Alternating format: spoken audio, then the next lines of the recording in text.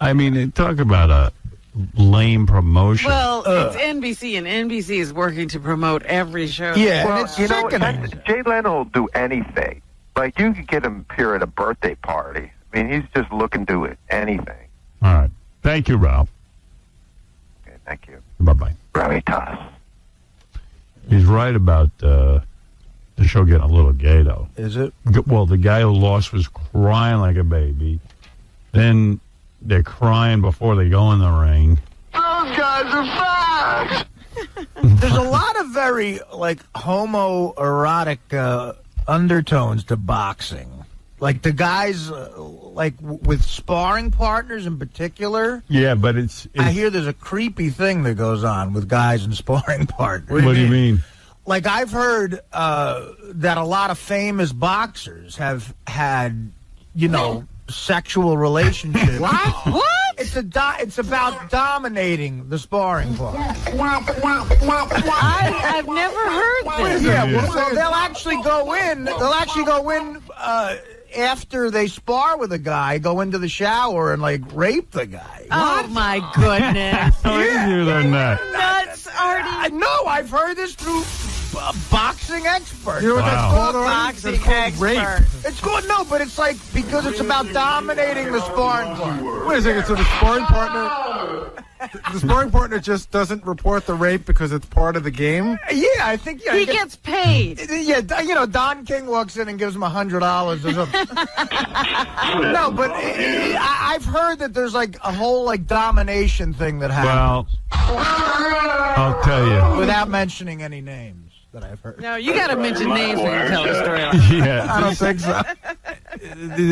But the show is still really good, and it's not doing well in the ratings, which is a mystery to me. But So it's one season Yeah. that we'll get out of it. I mean, the best I can tell you why it's not getting rated. It did seem like a long time till they got to the actual fight. Too much challenges and stuff, but Yeah, I'm not really much interested in anything that goes on before the fight except, I'd like a little bit of introduction to who's going to be in the ring, and then I want to get in the ring. the creepiest moment was Sharon Stone, after a fight, walking up to the winner and going, "You have a lot of heart." Everyone says that, you have a lot of heart. Right. I don't even know what, And that means you're a loser. I'm not sure she has any heart. Yeah, I mean, where's your heart, honey? Yeah, I was gonna. She should have said, "You have a heart." What is that like? Didn't she tell her husband to take off his shoes before he went in to meet a Komodo dragon? And get him. And get his toes bit off? Yeah. Yeah. I got to take a break. We're going to do the news when we get back. I'm going to run into that meeting. Are you? It's starting. Should we go? Is it starting? I want to go to the meeting. Why don't we all go? Me and Go to the meeting and report. Me and Benjy. Yeah. We'll have a reporter from the meeting. All right. You guys go to the meeting. I'm going to eat lunch. Okay. All right. It'll be 24-hour screen day. All right. Seriously. Hey, find Do you out want the me to story. go? Yeah. All right. All right. Hey, this is adult film star Jenna Jameson, and you're listening to a man I could fall in love with if only his penis size matched his bank account. Howard Stern. The Howard Stern Show.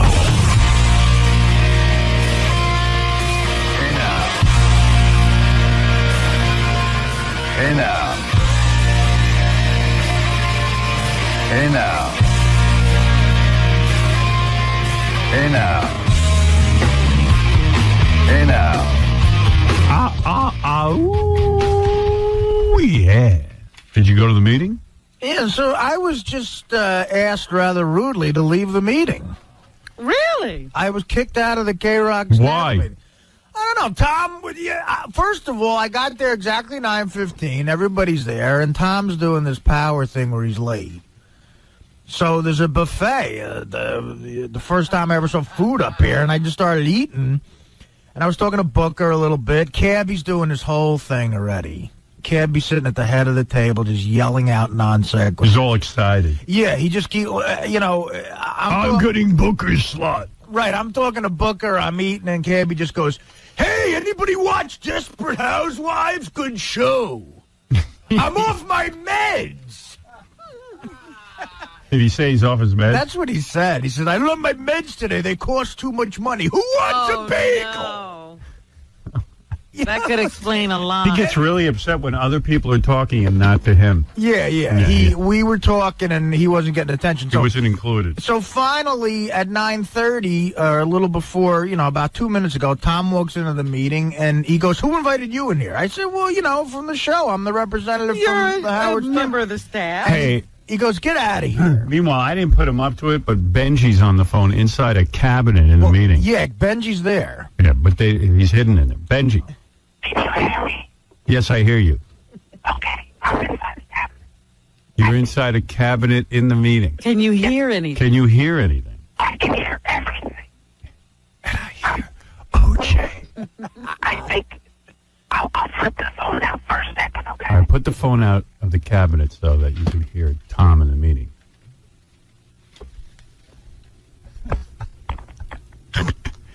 Tom's going to get so upset. I know. Just when Tom sees Benjy with the phone. Can you hear it at all? No, make it. Just stick your arm out further. It's just be funny to hear Tom. We want to hear Tom freak out when he sees you in the cabinet.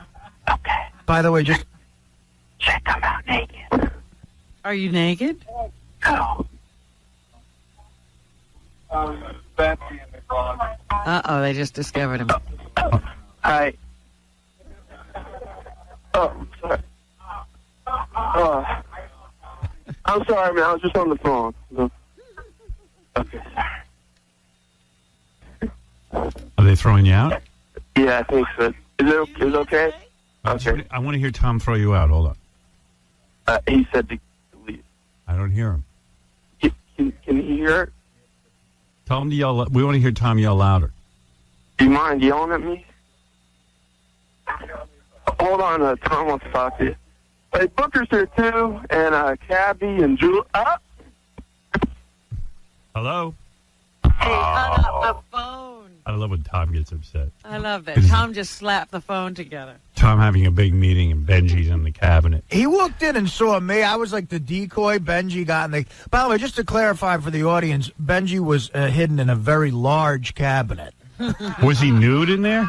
No, he didn't get naked, that would have been great. He should have done that and jumped out naked. But I acted like the decoy because Tom walked in and just immediately threw me out, and then Benjy was able to stay. I don't really care. Tom diffused the whole thing by telling me what the meeting was about and asking me not to interrupt it or to mention it on the air. He asked you not to interrupt it. Yeah. Well, just don't acknowledge he's having a meeting. Oh, but we did that. Yeah. All morning. And then Benjy went in there. I didn't tell him to do it. No, you didn't put... Artie, we all want to know what the meeting's about. I think it's wrong that I know he's what having it's the about. meeting It's it's nothing. These staff members can't be there. There's no problem. He kicked me out while I was in the middle of cream cheesing my bagel. You couldn't even eat the food? No, yeah, I know. I had 4 bagels. I thought you'd be naked in there. Yeah. Thought better of it. Yeah, Benjy actually got some sense. You gotta get some sense in that boy. Tom looks really upset, though. Oh, Tom should calm down. Yeah. We wanted to ruin his meeting. We could have. He was genuinely mad at me. He looked at me and said, "Who invited you in here?" And I was like, "What do you mean? I'm part of the staff." What are we, not a part of the staff? Why didn't you go? Go in there, Rob, and see if he there kicks you out. There you go. He can't kick me out. Oh, you better just Where is it? Just stay here. I don't even know where it is. You should have seen the size of the space I was in. Yeah, I don't know how you fit in there, man. Benjy gets in the cage, goes, "Hey, lock me in the cabinet." How are you going to fit in that cabinet? I was trying to get Artie to come in with me, but he wouldn't do it. Would have been funny if Benjy died in there. That's what I was scared. I was really... His and rotting corpse. forgot you. Yeah.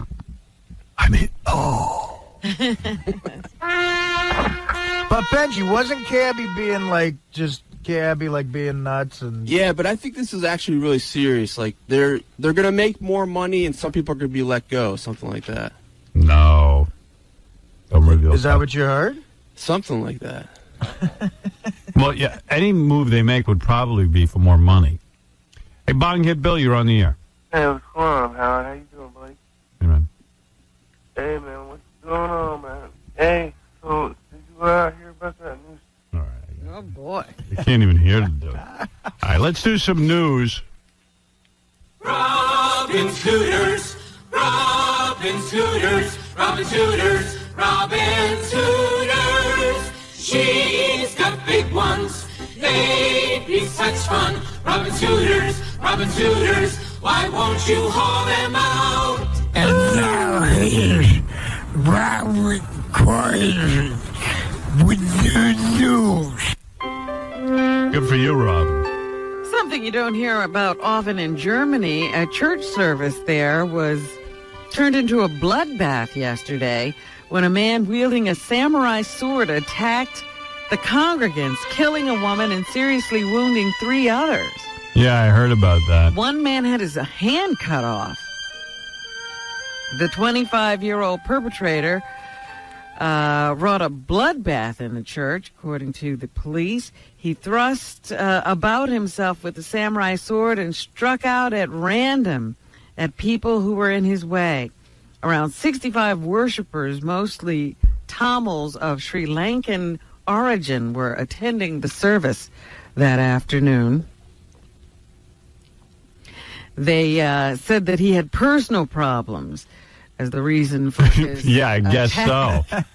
on the church, and ruled out any political motives in connection with the attack. Yeah, you don't see too many guys with a samurai sword who don't have personal problems.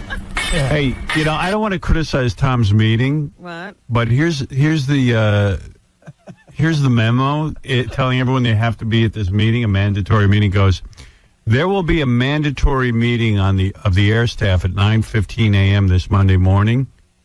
There, THEIR. Oh. There what? He might not be able. Their meeting. There will be a There is THEIR for there will be a meeting? Yeah, it's supposed to be THERE, isn't it? Yes. There will be a mandatory meeting of the on-air staff. I mean, who's doing this stuff? I'd be pissed if I was him. Does he read over these things? I don't know.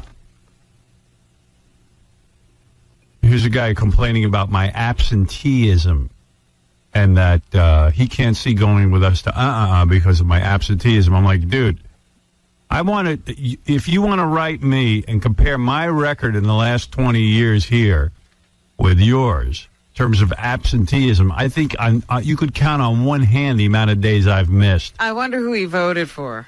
Yeah. Because I certainly would compare your record with the president's days on the job. Guy goes, I don't know, your record of absentee. If I miss one day. You're absent. Yeah, and he claims I was off Friday because I was getting another root canal or, he goes, a lot of people get root canals, man, and once you get a set of balls and stuff, it had nothing to do with my root canal. I took a day off. I took my parents to Florida with my kids.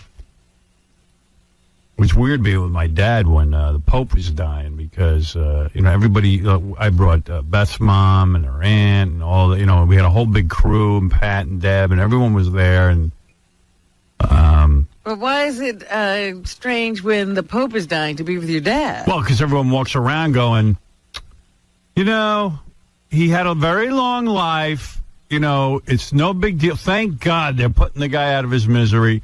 Meanwhile, my dad's 81. He's walking around. He can't hear anything. He can't, he's barely walking around anymore. And he's like, I don't want to hear it's no big deal. He wants to live. What? No 81-year-old guy wants to hear, at 84 it was all over anyway. Right. That's only 3 years away. Yeah, nobody feels bad for you because you're dying. My dad went to high school with the Pope. I don't know if you realize that. Oh, stop it. He was an upperclassman. He was, yeah. They were a year apart. Stop that. Yeah, my dad was sick.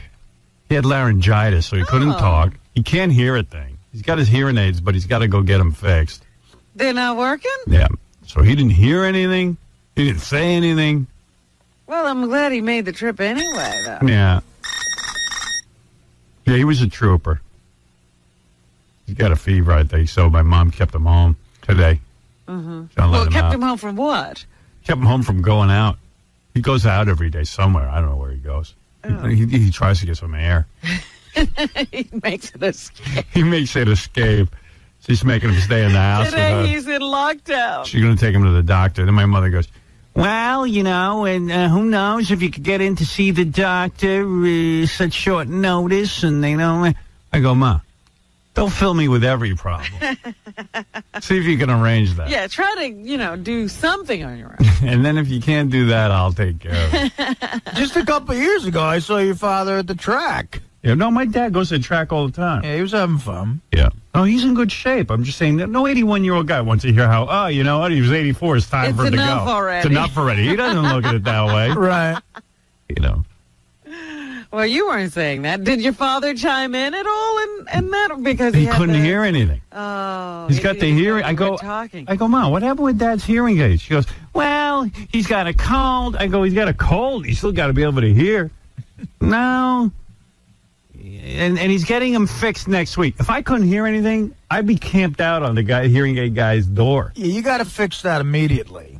Now, my old man, he don't care. She goes, you know what? He didn't really need to hear anything anyway. He just experienced things. I said, well, we were talking. The kids and me and... Well, she decided you guys weren't going to say anything significant or of importance. My oldest daughter, Emily, claimed that my dad told her that he loved her, but I think she pushed him into it. Right.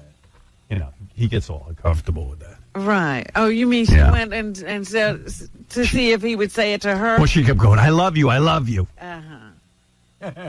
My dad's not that way, you know. Yeah.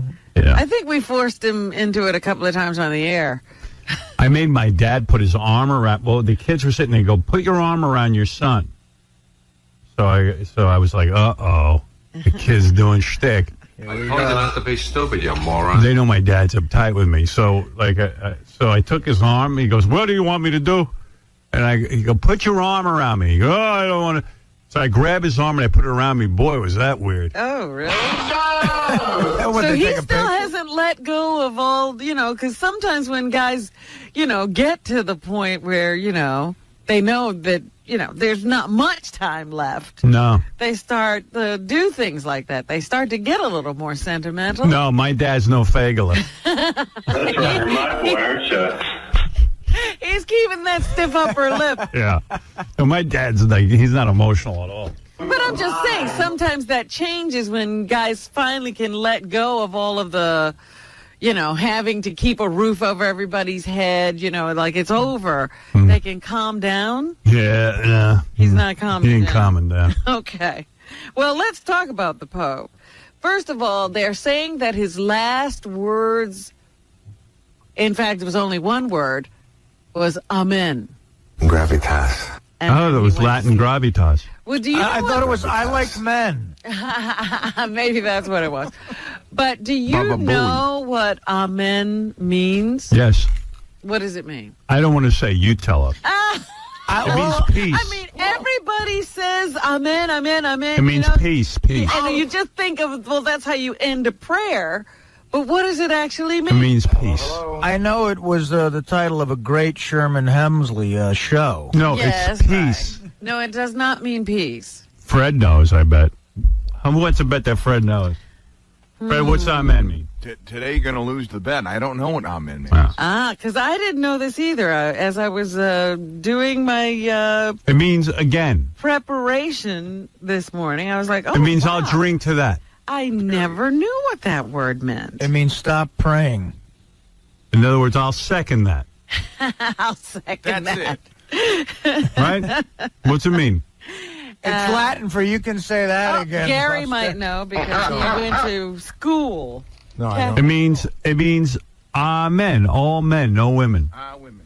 It means amen. Only men. Amen. boys. Wonderful. Boys, men, amen. Boys. It's Italian. You go, pasta. They're the men. That's what it's. Men. Man. Like he could almost be in heaven and was filled with men. Men. Doesn't mean like I agreed. I'll second that. No, it means. So be it. Or something like that. May it be so. Oh. Make it so. Yeah. Make it so. Make it so. Like the captain of the Star Trek. Make it so. So that's what it means. Latin gravitas. Can I tell you another stupid fact I learned about the Pope this weekend? What? Yeah, Gary filled his head with Pope stuff. I couldn't get away from it. So you know that the guy that shot him, the Pope 2 years later forgave him, went to visit him in jail and forgave him. Uh-huh. When the Pope had his appendectomy a couple of years ago, the guy sent him a get well card. That's funny.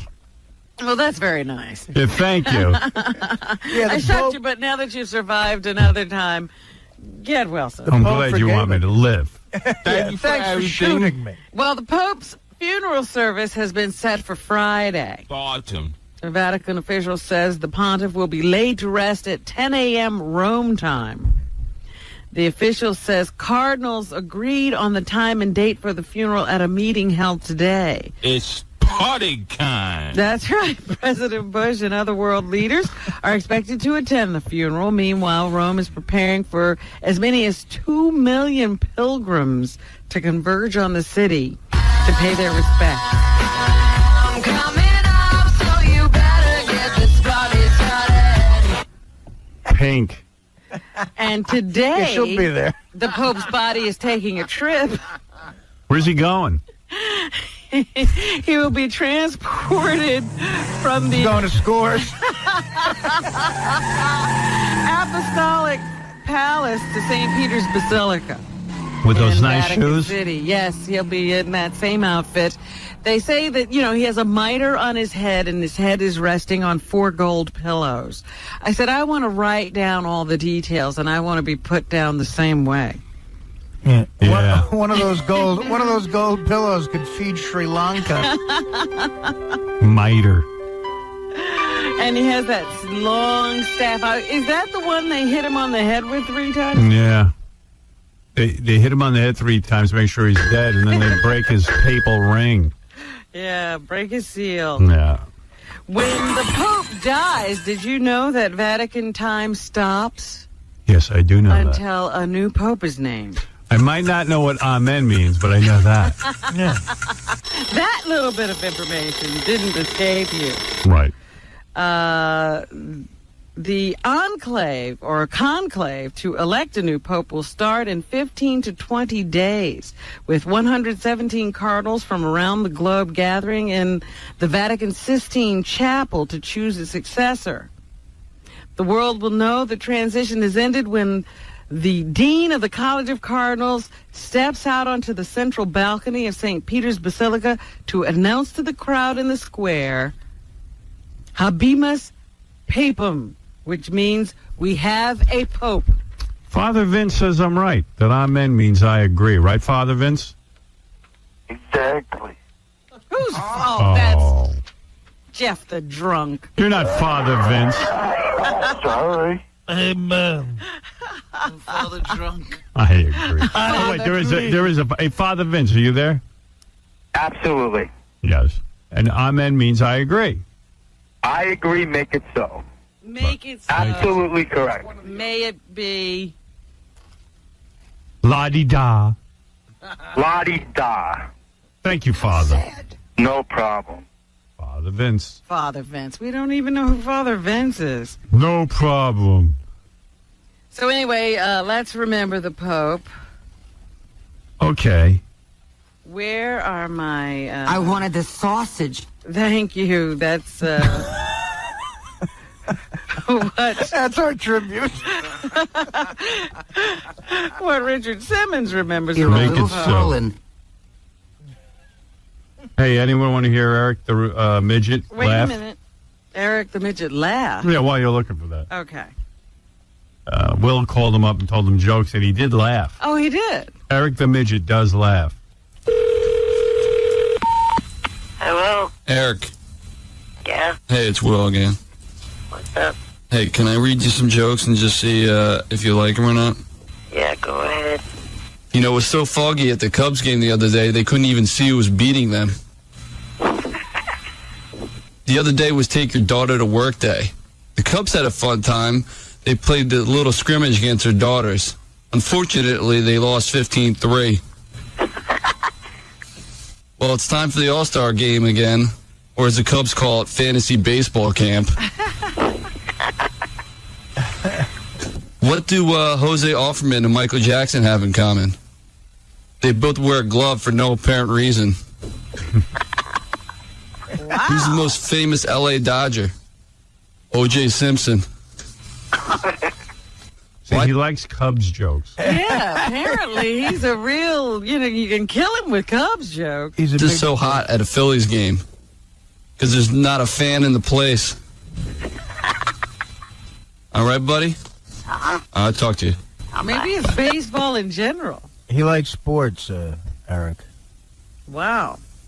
All right, here are people remembering the Pope. Cardinal Egan of New York remembered the Pope yesterday. C3. He championed the poor as the Lord did. He proclaimed and brought peace as the Lord did. He defied the oppressor as the Lord did. He taught truth with courage as the Lord did. He prayed incessantly. He's got that Cousin Brucey echo chamber thing going. As the Lord did. You know, that's a good sound for me, too. Yeah. You're going to take that up? As the Lord did.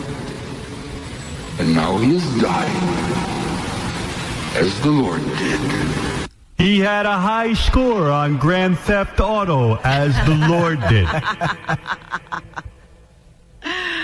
And Egan says people saw a lot of what the Lord did through the Pope.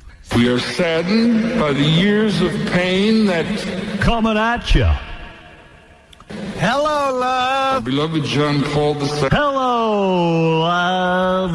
It's Cardinal Egan in the greatest city in the world. And endured. We are saddened by the loss of this image of Jesus Christ. I am who made it Egan. So much easier to understand the gospel. Because we 66 WNBC. I am Egan. we lived. Yeah. You know, when you talk with the echo chamber thing, it sounds so much more important. It does. Today, my friends, we are gathered here today to honor our good friend, Fred Norris. Fred was a good man, an honest man. You see, I sound religious. Yeah. You sound like Harry Harrison. You take that away from me, I'm nobody. As the Lord did. As the Lord did. And I say, as the Lord. As the Lord did. See, it's much better. Yeah, I'm better with that. Prayed You know what? incessantly. Keep an echo chamber on me all the time. Here's Prime Minister, You are so effing hot.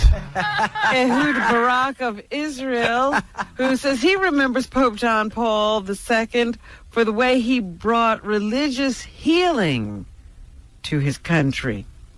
After all the troubles that we had between the Judaism and Christianity, he needs echo. We had with him a moving moment in Yad Vashem Holocaust Memorial in Jerusalem, where he made...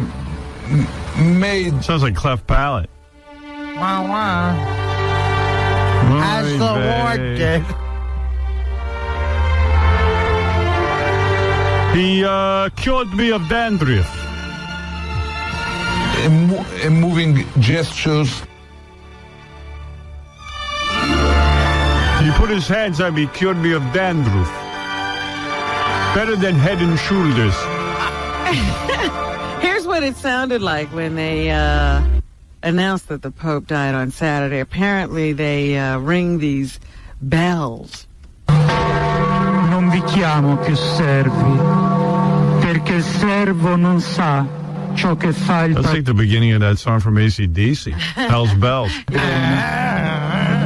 Vi ho chiamati amici, perché tutto quello che ho udito dal Padre mio ve l'ho fatto conoscere. Pouring rain. I'm coming on like a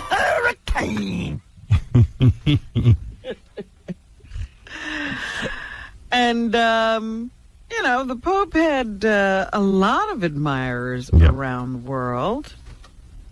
None in this room. I admire him. No, we do. He was a class act. He had a playful streak as well. Here's somebody from Newsweek magazine talking about the Pope when... I like Hugh Hefner better than the Pope, but I like the Pope. Yeah, I mean, Hefner. When Hefner's dying, I'm going to go by his house. You're damn right. Look at the light. He says once as the Pope's plane flew over Honduras, it began to lose altitude and only began to pull up once treetops were in view. He says he didn't find out until later what it was all about. C1. It was the village of the Honduran president's family, and the Honduran president had asked the Pope to bless the village. And the Pope said, sure, when I'm overflying, I'll bless the village. So the Pope had his plane swoop down and scare everybody on board. They didn't know he was blessing the village. I'm blessing the village. April Fool.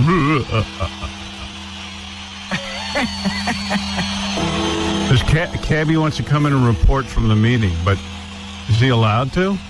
I don't know. He Is it was a at top the secret? meeting. I don't think he cares. He's going to come in anyway. No, he's been cleared by Tom. All right, let's hear it. I'll take a report from the meeting. Sure.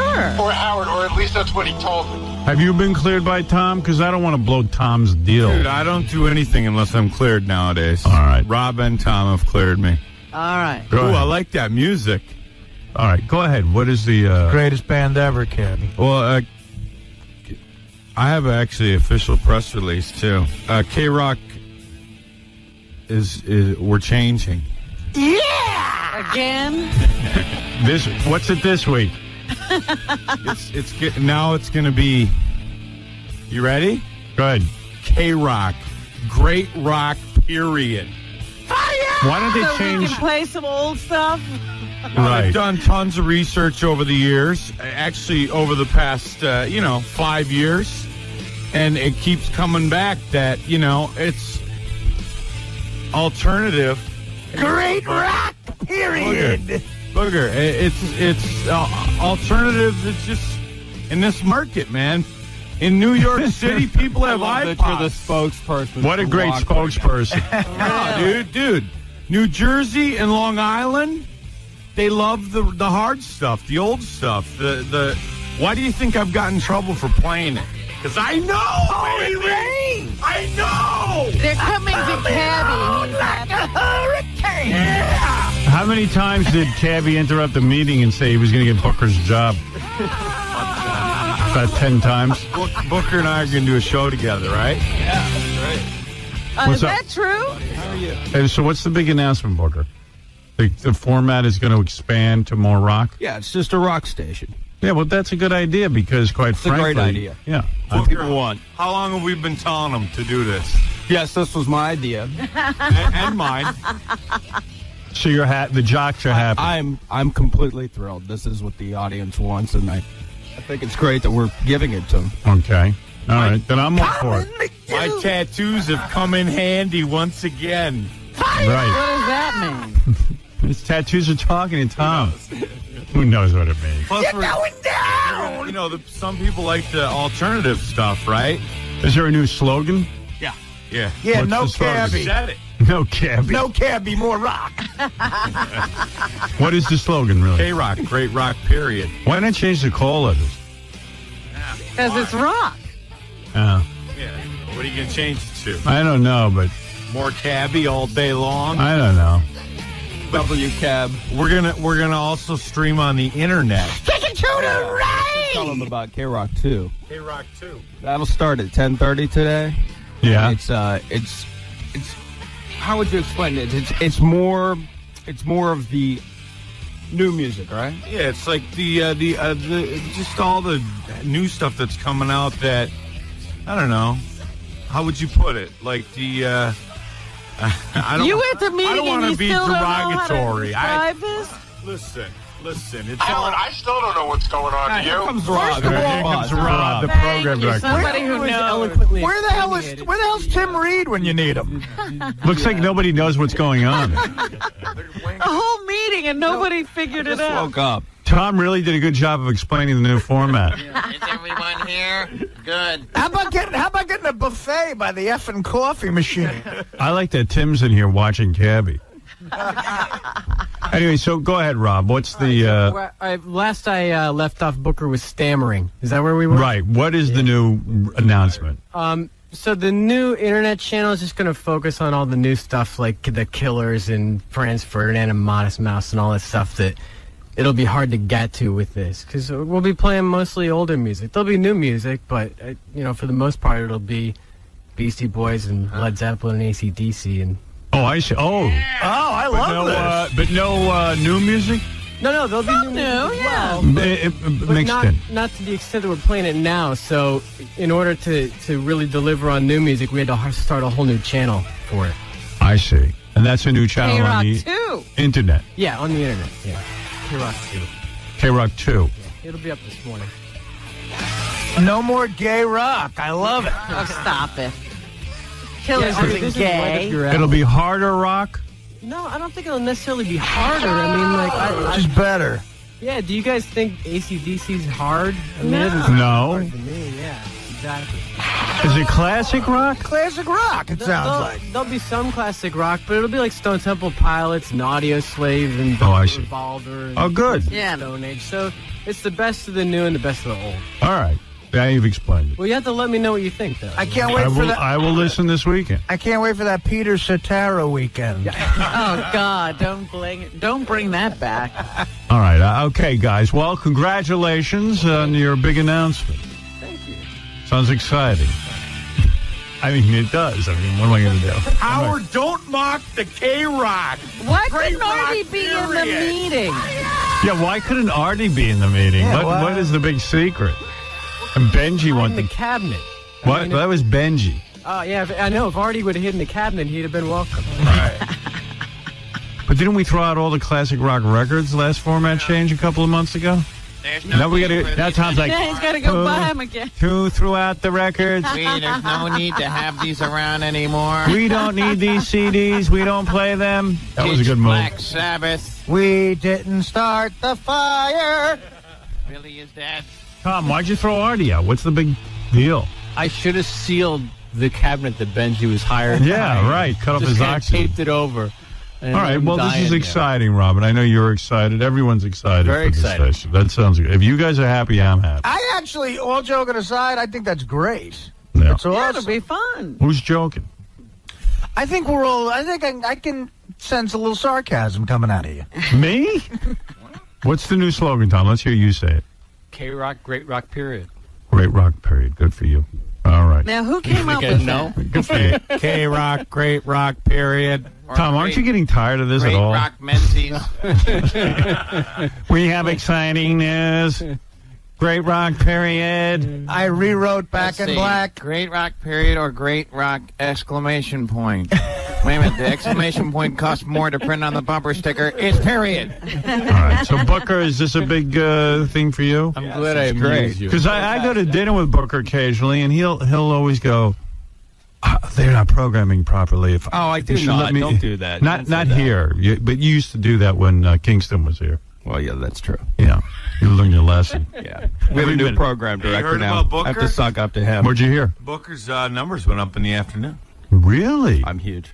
Look at this. Good All for right. you. Yeah, that was I nice. love the Booker show, man. Are you kidding me? I listen all the time. Don't I call in? Yes, you do. All right, good. All right. I Well, wanna everyone be a get to bigger work. Part of the Booker show. Go get to work. Right. I want to get out of here. Next meeting, right. All right. Congratulations to everybody. I on love the you, new Howard. format. Love you too, Cabby. Now I have to call you two to have rewrites on songs. Is Kippy really not on his medication? Let's check that out. Cabby, you're not on your medication? He's not on his medication.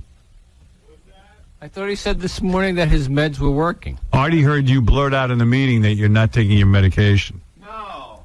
That it's too expensive. No. What happened was, for some reason, Oh, no. My insurance. I thought that was the point of the meeting. I don't want to hear this. No, my insurance. You remember how it was a 3-month deal? That was for outpatient treatment. No. The insurance, my insurance through AFTRA, you have to pay every 3 months. Yeah. So I didn't get the reminder, and I didn't pay it. So I went to get my meds refilled over the weekend, and the woman at the pharmacy goes, "That'll be $700." I'm like, "What? For a bottle of pills?" And she's like, "Yeah, your card is expired." I'm like, "What?"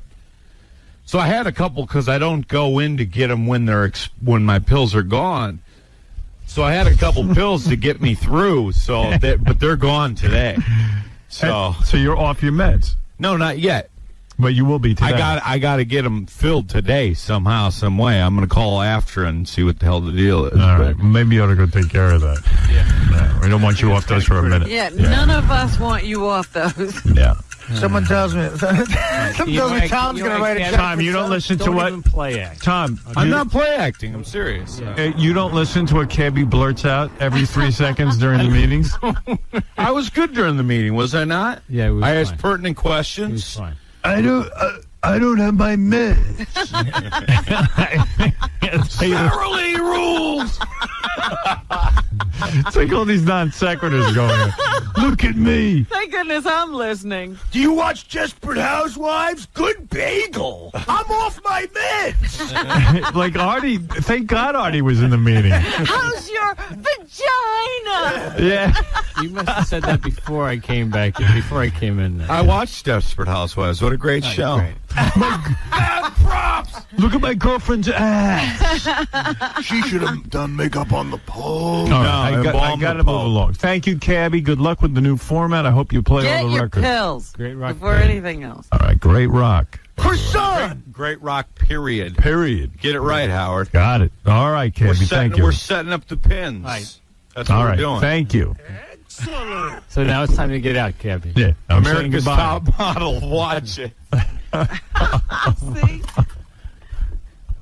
Gotta have the last one. What an insane asylum you run here. Here's a picture of my dog. Yeah, I got people in the height. I hear this. I hear noise, and I go, "Somebody got something on." What do you mean? In the meeting. Oh yeah, it was Benji's phone. Yeah, Benji's. John doesn't like the new format. Why don't you like the new format? You haven't heard You it haven't yet. heard it yet. Hello? Yes, John. Yeah, how you doing? I don't like this new format. There's 3 other radio stations right now in New York that play classical rock. No, like, we're not why playing- can't you guys let the newer bands come out? We're not. It's not. It's not classic. Oh, I'm sorry, 90s music. Excuse me.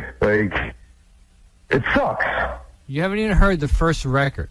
What is the first record? What is the first record? That's a good question. You Needed Me by Anne Murray. No. Why don't you guys play some From Autumn to Ashes and stuff like that? You guys definitely don't know what to do. It's not Well, satisfy Why don't you the go- younger crowd. Why don't you go to the website and you can tell us exactly what you think we should be playing? Oh, Dominic, you're on the air. Cabby, are you in the room? He left. No, he left. You could tell him to go to the drugstore, and I'll give him my credit card over the phone. Yeah, no He problem. must- We'll get him covered. He must stay on his meds today. Yeah. Absolutely. All right, I've been there, Dominic. Nobody knows that better than us. Nobody we knows know. better than me. No, but seriously, it's really important. Do me a favor, read your credit card number over the air so we can all get it People on. can get their meds. That'd be a good It's giveaway. Black American Express. Wow. I'm giving away Depakote here. Whatever he does, please promise me he'll get him today. How about All a right, promotion pal? where we give away Cabby's meds? Thank you, Dominic. Yeah. It's Lithium Tuesday. Yes, Ricky. Howard, Yes. listen, with all this BS of changing the names of your radio station, let's get into real heavy metal like Slipknot, Machine Head. Yeah. There'll be 3 of us. Yeah, there'll be less listeners. Come on. Hey, look, dude, I got nothing to do with formats. Whatever these guys say is cool with me. I don't care. Yeah. What do I care? Oh, and by the way, good luck in your... Thank you. All right. I'm out of here soon. I know got what- 8 months. Yeah, we're down at the 8-month mark. That's right. April 4th. 8 8 months. months and 28 days. Won't have Howard Stern to kick around anymore. Hey, Tom, here's the first song. You ready? Yeah. Breathe deep. No. What is the first song? It's an AC/DC song. Is it really? Yeah. Nice. What do we got going here? A little Highway to Hell, a little Whole Lot of Rosie. I think it's We Who Were About to Rock, but I could be wrong. Oh, there you go. For That's those about to rock, those about to rock. Mr. Hip. For those about to rock. That's the fire one. Fire. Artie, you can stay and help kick it off if you want. We salute you. We are the dealers. We'll give you everything you need. Hail to the good times. Yeah. Here's Pete, who likes the new station.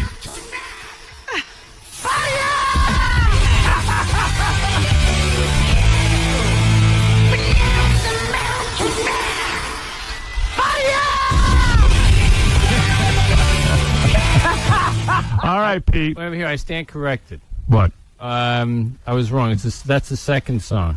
The first song is Welcome to the Jungle. Oh, Welcome to the Jungle. That's a good song. Or Ambrosia's The Biggest Part of Me. Yes, Pete.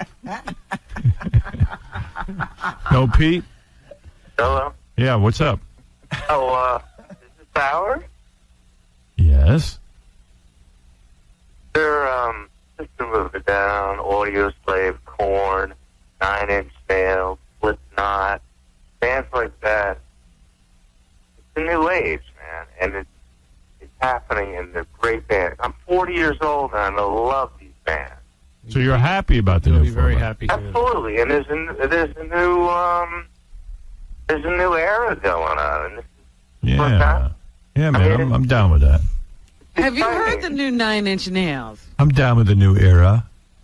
No, but it's basically like it's. I just want to take a nap. Say what? Have you heard the new 9 Inch Nails, though?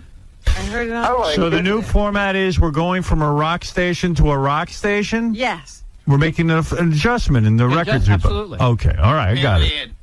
What? Who am I talking to? A good rock format, period. Period. Let's see the This is the best of the wrap-up show. A recap and behind-the-scenes look with John High and Gary Dell'Abate. The best of the wrap-up show begins now. Hey, it's Sal Governale, and on Monday's wrap-up show, we discuss my past family life, all the crazy things that I've been through, and we also discussed, could I possibly pull off a Ponzi scheme without my wife knowing? It got pretty crazy, but then, of course, old fart grandpa Ronnie Mund had to stroll into the room, for lack of a better word, and take over talking about his red carpet shenanigans. Who the fuck would want that old bastard on a red carpet? I don't know. See for yourself.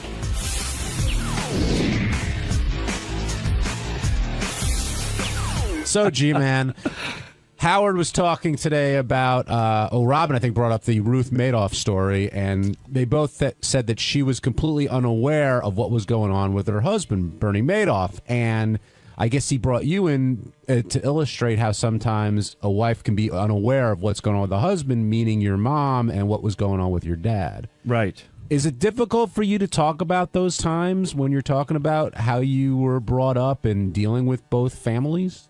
When I was younger, it was really difficult. I didn't speak to anybody about it. It was more embarrassing that other people made me aware of my father's other lifestyle. But I find it weird even now. Like, where's your dad now?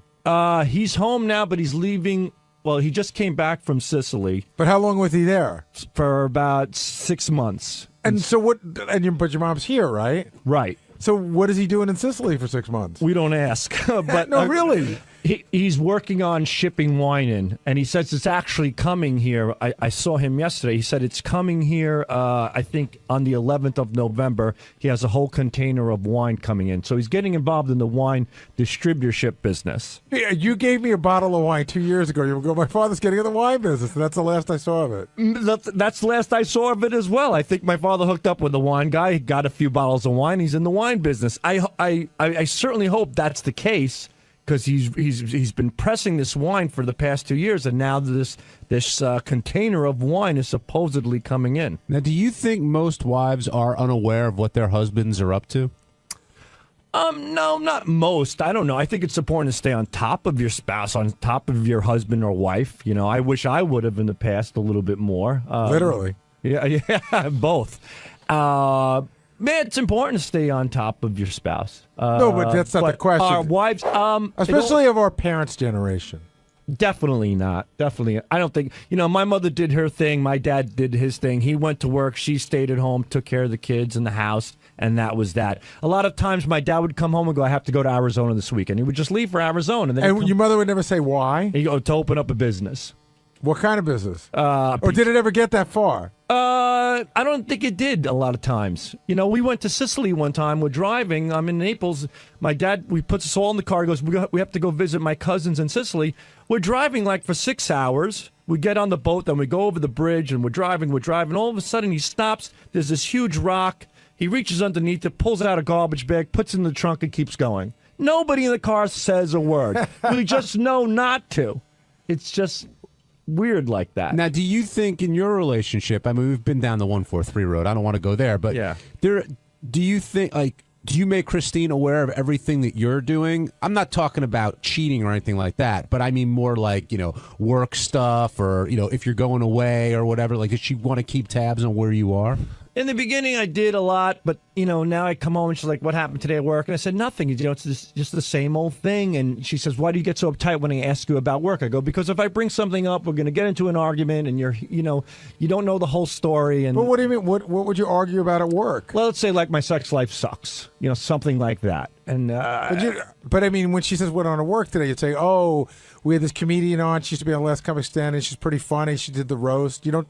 Yeah, somewhat, but I'm tired. I don't want to talk. I've been talking all day. I've been working all day. No, you're just tired of talking to her. Well, I'm not. Yeah, but you are. Maybe a little bit. So, it got to the point because I don't bring up your work anymore because you don't want to talk about it. And do you say to her, what'd you do all day? No. Does she tell you about her day anyway? Yeah, I do ask her from time to time. We do talk about it, but what am I going to hear? She went to Target. She bought bottled water. She stopped and got her hair done. She was, talking to her girlfriends.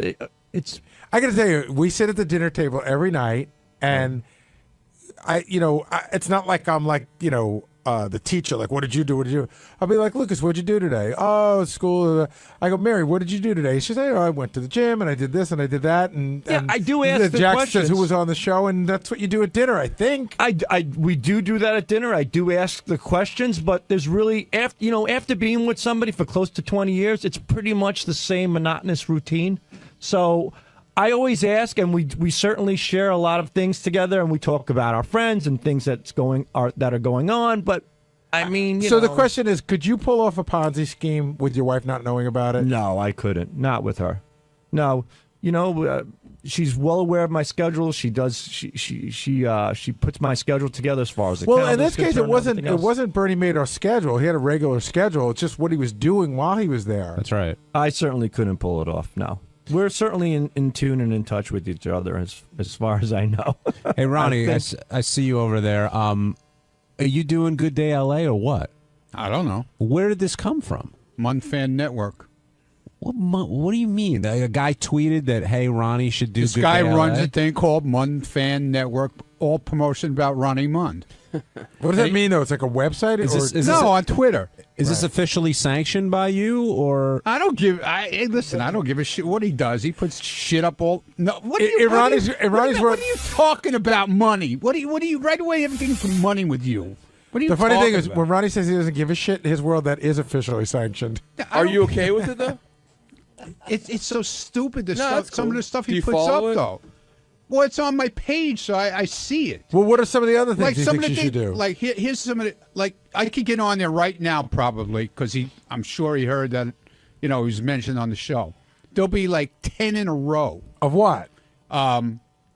Hey, Leonardo DiCaprio, put Ronnie Mund in your next movie. Hey, Donald Trump, make Ronnie Mund the judge at the Miss America pageant. All right, so he's spreading the word. Hey, NASCAR, you make Ronnie a grand marshal at your next race. Shit like that. So he said, "Hey, Jillian, put Ronnie on." Right.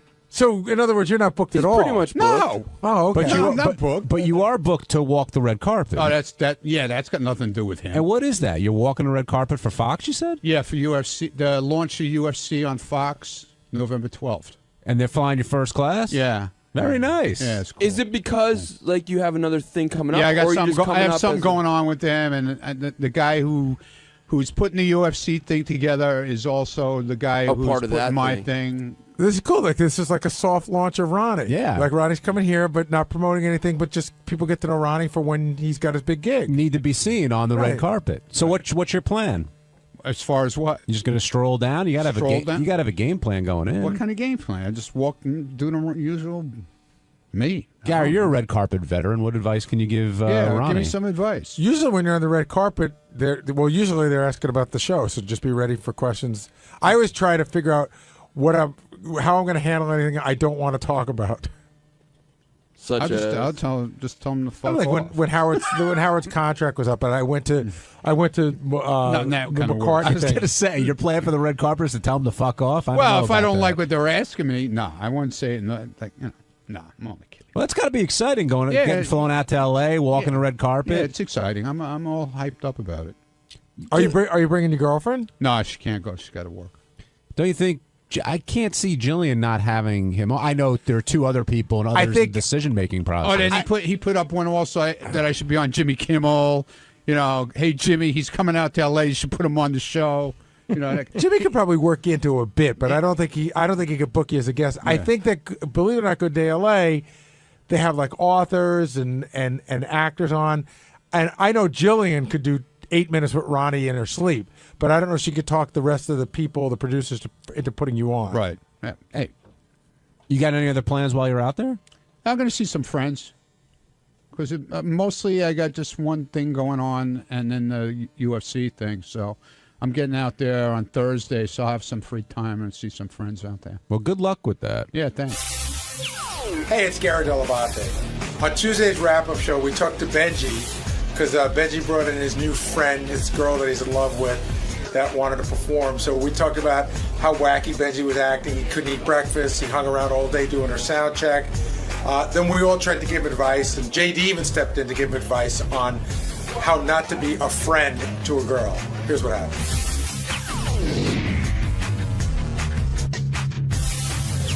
We've got plenty to talk about. 𝗪𝗏 Jordana, we got to finally meet after a lot of hype from Benjy, and there's very strong reaction. Some people feel that she's using him. Some people feel that Benjy knows this and doesn't care, and everyone thinks he's holding out the banger, except Benjy, who says that that's not necessarily the case. But, Gary, it's pretty obvious that that is the case, don't you think? He's just smitten. I mean, he doesn't see it, and we've all been in that position.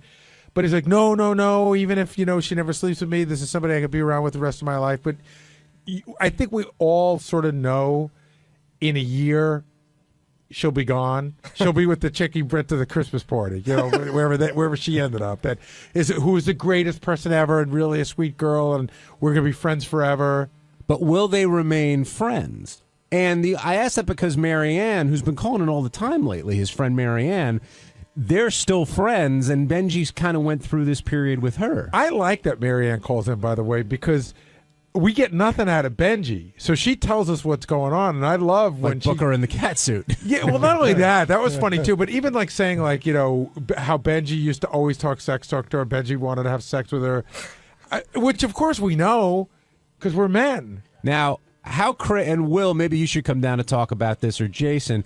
How crazed was Benjy leading up to this appearance? Oh, here's a good one. Doug comes to me, Doug Goodstein from TV, and he says, we order Benji's breakfast every morning. He's never missed breakfast ever.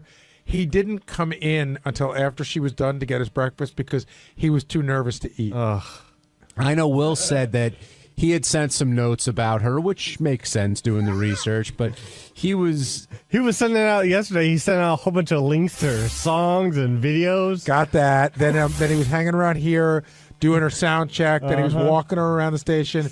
Went on Jenny Hutt's show to promote that she was going to be on this show, which, again, I said, I don't know whether Jenny Hutt has, 5 listeners or 5 million. It doesn't matter. He got to throw her in front of a microphone, and that looks really important. Is the payoff going to be there, though, for him? He got her. He did all that. He got her on Howard's show. She got to play a couple of songs. The interview went well. Will he close? The thing is, I've been down this road a couple of times, and I'd say, mostly it doesn't work, but every once in a while, you get somebody on an off night, they're vulnerable and maybe had a little bit to drink, and they get to the sort of like, you're a good guy, maybe. You're saying a fuck of convenience? Well, they give it a try because they really do like you as a person. And then it's just ugly for everybody. It's just they realize they don't like you. Now they fucked you. How do they get out of your life? It's uncomfortable for all involved. Now, Will Murray, I saw you trying to research this guest yesterday, and Benjy wouldn't leave your side, it seemed, like all afternoon. I know.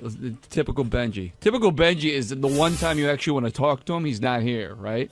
Oh, I know. We're waiting for him. Yeah, he's just, he was a pain in the ass with the notes. He had to constantly look over my shoulder, make sure everything was explained the way he wanted it. He was very worried about how she'd be perceived on the show, and actually how he would be perceived on the show. What do you mean by how he would be perceived? Well, the whole ambient story that she told a little bit today, he didn't want that to seem like he was some kind of like date raper. Yeah, which I think he is a little bit. So she was going out on the dates, and he was just tagging along, right, with the Ambien and then feeding her drugs before the date as well. And by the way, Robin brought this up. She said that was like what Nixon used to do. When Nixon met his wife, who wasn't his wife, he met her in college, and he was madly in love with her the way Benjy is. And so he used to chauffeur her on her dates, like drive her to her dates, and just figured he'd hang around. Again, this is the whole Al Roker thing. But to me, the vision of Benjy 3 tables away on her date is super creepy. Yeah, the whole thing was bizarre. Passing out, by the way. And her too. Yeah, because she'd been drugged. Again, I think we kind of flew past that. I know she's an adult and Benjy didn't force anything on her, but the fact that he was recommending she take drugs either before her date or before her appearance on the show is so creepy. And who had the Ambien? Was it just lying around? Like, I don't know. To me, that was a fascinating part of the story.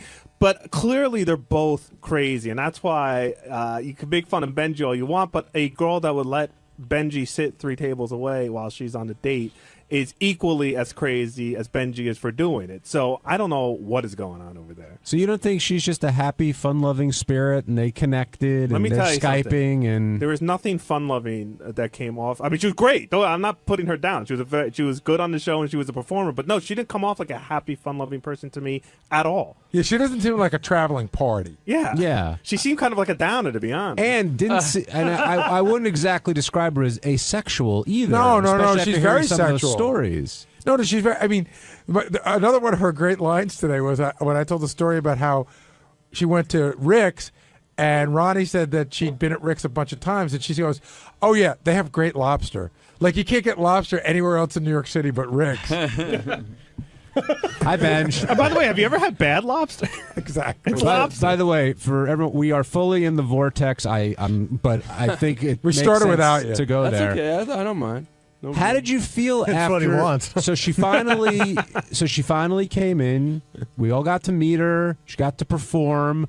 But I thought I heard you say you felt a little sad after this was all over today. Yeah, I go back and forth on it. On because like I said on the show, sometimes it's just so much fun to be around her, and sometimes it does get a little sad.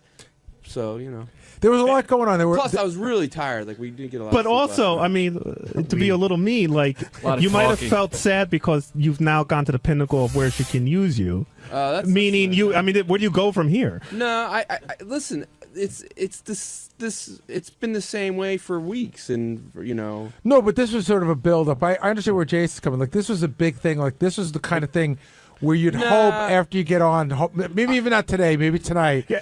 She goes, "Wow, this doesn't get you laid." I don't have any fantasy of that happening now. I listen. I'm fat now. If I met a girl as heavy as me, but had as a good-looking face as me, I would say, look, you got to lose weight. Do you think if you lost that weight, like you're saying, and you're in your ideal shape, do you think that would make a difference? Because it sounded to me like today, it's not going to happen with her. All right. Well, I actually tweeted this recently. The great thing about being fat is you always have hope. You know. But do you think I lose all the weight and there's this? But do you think it's only a weight thing? That's the only thing between you and her? I think no. I don't know. I don't know. I really don't. Howard asked point blank, "Would you bang Benjy?" Right. And she didn't say no, right? But she gave the if there was a nuclear war kind of like she was giving the excuses. She gave the being nice answer. Do you think that would really work? Well, it seemed like you got the sort of not that good looking but a great personality. No, I know. Right? Like I knew when I pitched that as a hey, to have her on.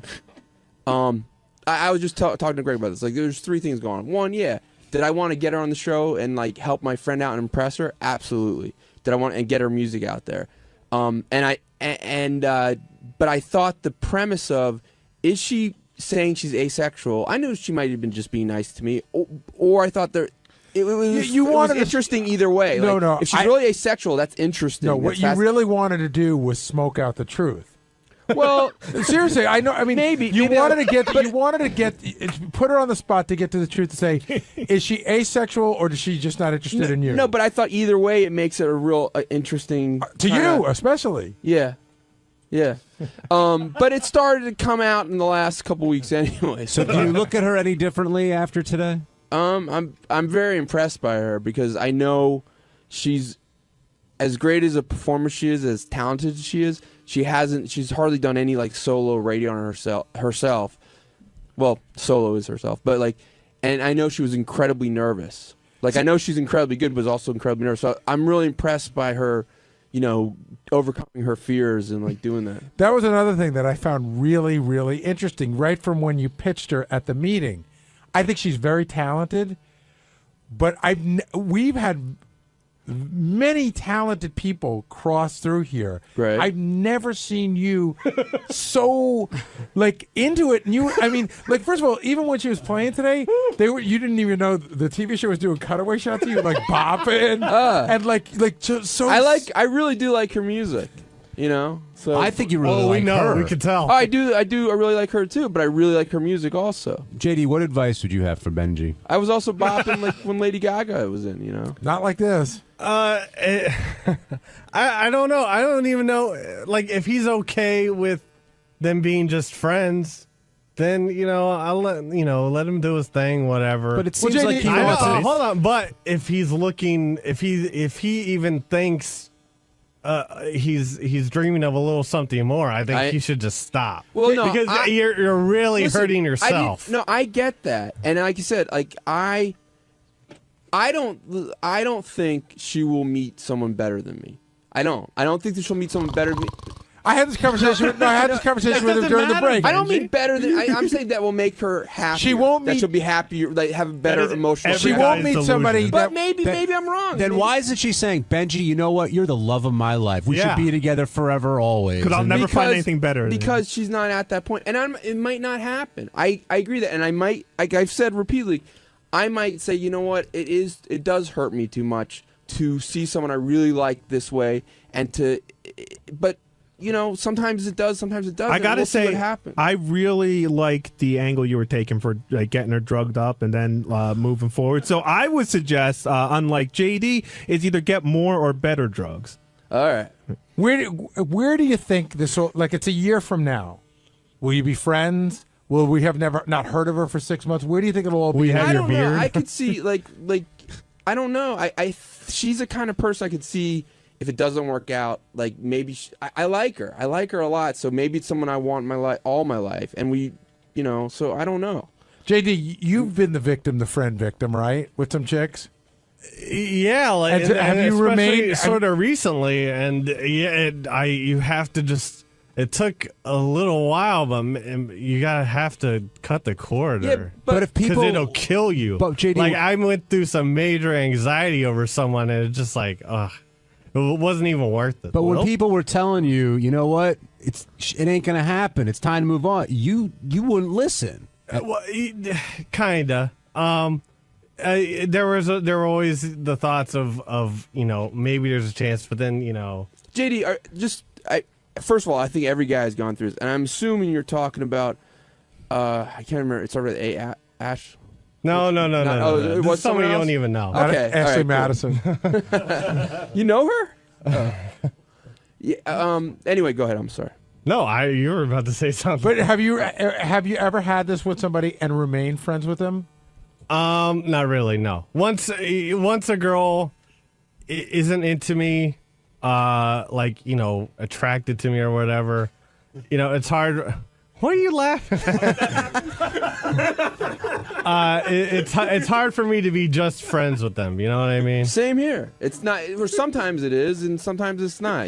Aren't you worried about if something does happen romantically, it's going to destroy everything you've built? In terms What do you of mean? Because you could be if we get together romantically. It's like a bad John Hughes movie, but you can be friends with them for a very long time. Then that moment happens. Then all of a sudden, it just didn't live up to expectations. That's possible. I mean, but I'm not looking for a guarantee. I was back there in the newsroom, John, and Al, who's editing up the news stories today for us, told me an interesting story that when Benjy did the hurricane show, where he was doing a 1-hour show during Hurricane Irene, I think, he had asked Al to upload 20 songs of this girl into Profit to play throughout the show. She was gonna be one of the people I interviewed. They said they couldn't get her on the phone. Now, are you so Al sat there and had to upload 20 songs. Well, they asked me. They said, give us every single thing you want to upload that could possibly be, because they also told me when I did the Hurricane show, it could be all night. So you skipped the Billy Joel anthology. No, I also had several Daniel Johnston songs. I tried to get a Kenny Roby song about Daniel a hurricane. Johnson? Another guy won't bang him. Yeah. Well, don't say that so quickly. Don't say that so quickly.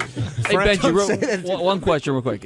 At your peak, do you think you like Marianne more than you like, what's her name now, Elisa? It's so hard to... Nah, I don't think so. Does it bum you out that... I do love Marianne. Does it bum you out that Marianne calls in? Yeah, it pissed me off. I mean, I love her, and Marianne is one of my closest friends, and we're one of my best friends. But I don't like this, I don't like... It's you don't need to tell people... just give it up. I don't believe in telling people give up something. I can say, hey, you know what? I think it might lead you to getting hurt. But just drop it. It's never going to happen. I was asking more about the stuff because you don't tell us anything. So she tells us the stuff about you. Like what? Like that you used to try to talk dirty to her and what your moves were in her and all that stuff. Listen, Marianne and I joke around a lot. Did they involve Ambien? And what were you doing yesterday? I mean, you were all over the place with this. I know Will said he was trying to get you for a pre-interview. He really... Yeah. I mean, you were in his hair. You did a show last night. Are you playing up the moment, or are you just... No, I like Gary. There was a build up to this, and we did. There was a lot of. She did like rehearsal and stuff, and there was. It's like Clive Davis. I was sitting there going, sounds like a hit, sweetheart. I was there for the rehearsal. It was cool. Benjy was videotaping it and asking people to come in to watch. And she said because she felt better because she was very nervous about performing, so she wanted different people to, strangers just to be there. Do you think there's a chance that she might be using you for all of this? No, I don't. I think when I initially talked to her about getting on, she was like, "No, don't try to do it." Smart. So that brings a question that was a big debate in the back office. I think she enjoys it, especially. I'm sorry. I'm sorry. Is the onus on her to cut it and say, "Listen, I'm not going to bang you," or is the onus on Benjy to recognize that it may not happen? She said that. So she's done her onus. She really hasn't, though. She didn't say no. She's left the door ajar. So ever so slightly. Yeah. If she really has though, and that's the tough part. Like a sheet of paper will fit through. Well, that's exactly it. But a sheet of paper is enough when you feel like the way you do. That's right when you're his size. If she was playing you, and I'm not saying that she is, but if she was, she's playing you perfectly. Okay. But I don't. I don't think so. I think she has a really good heart. I think that as long, like if she told you there is 0% possibility you and I will ever sleep together, and then you continue to do nice stuff for her, I think, okay, that's not her fault anymore. But I kind of agree with Gary. She left the door open, and in a way, it's definitely using you. And even if she's not doing it to be malicious, it's still using. I think you guys are all cynics. I think that tends to be a lot of people are cynics. I'm not as cynical about. You're a romantic. Pussy fog. Yeah. On Wednesday's wrap-up show, two of our favorite people are here, Ronnie Mund and J.D. Harmeyer. And Ronnie spoke about how you get permission to chain a guest because he was worried about Lou Bellera and Joey Buttafuoco possibly getting into it. So we heard some Ronnie logic, and then right after that, J.D. talked about the email he sent to Howard, which said spoiler alert, and had the spoiler in the subject. Two great minds, all for you.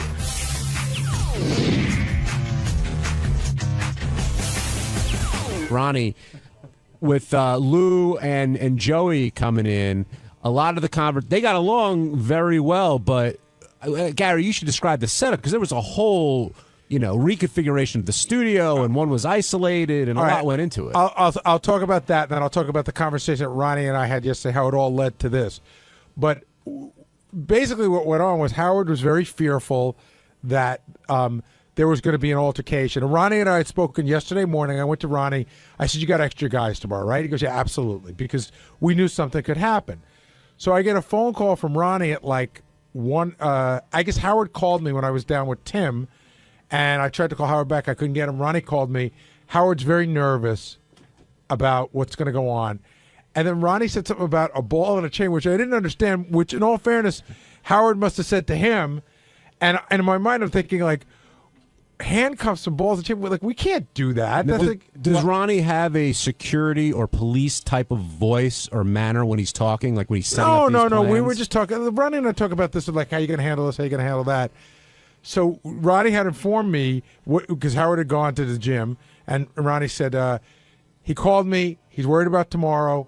He talked about maybe handcuffing them or putting them in a ball and chain.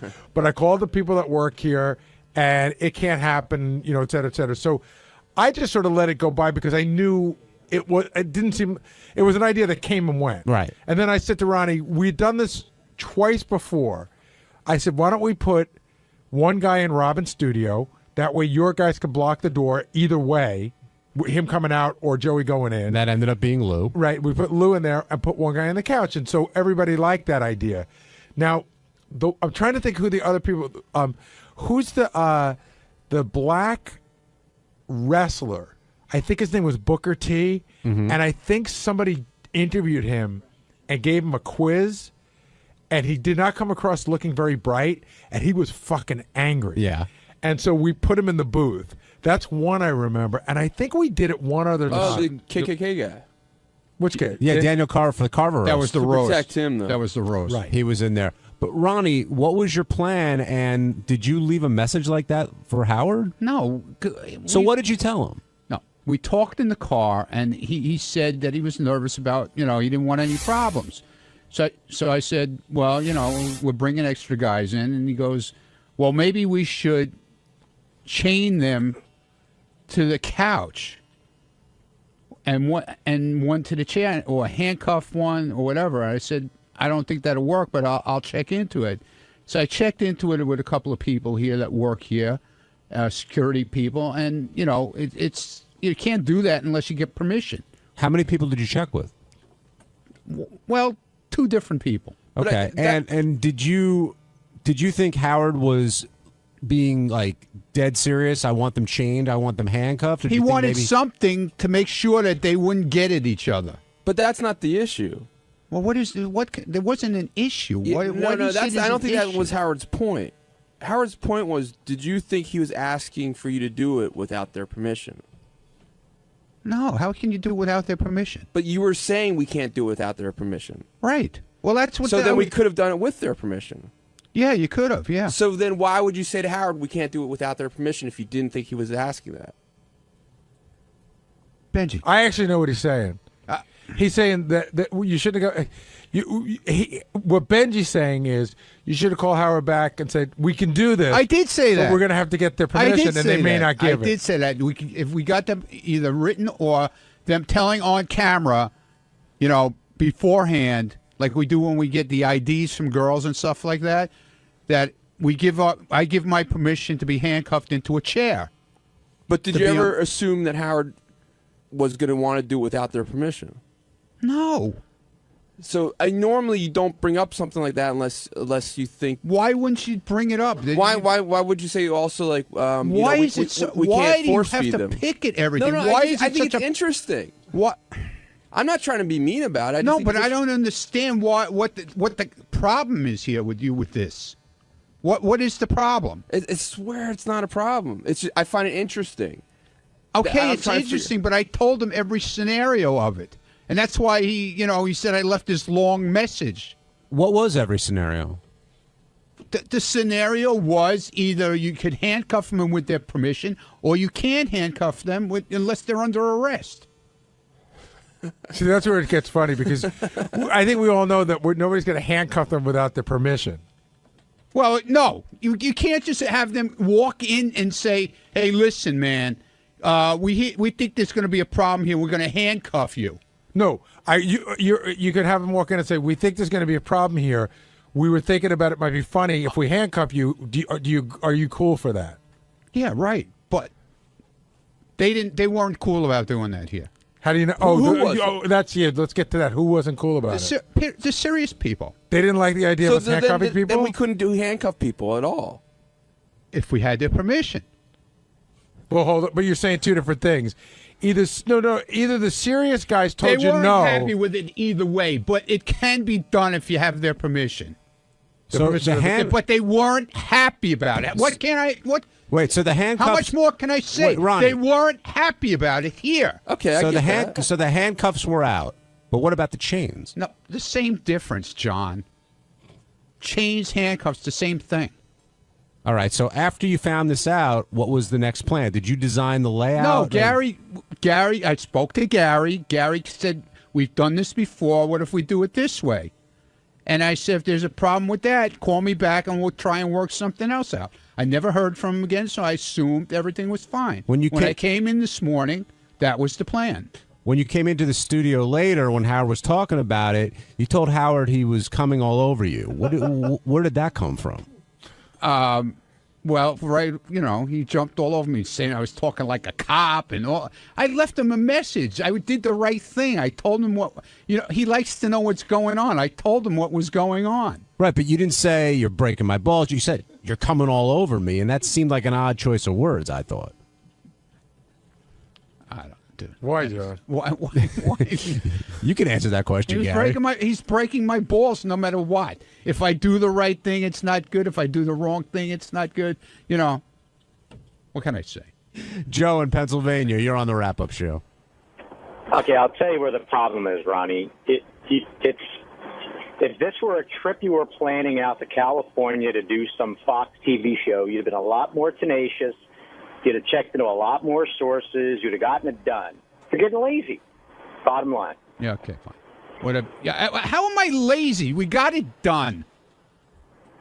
You didn't get it done the way Howard wanted to. You said no right away. I did not say no right away. You're a negative guy. I said I would check it, and you're a fucking asshole, okay? You don't know what the hell you're talking about. Be careful. You're going to break a hip. Yeah, okay, good.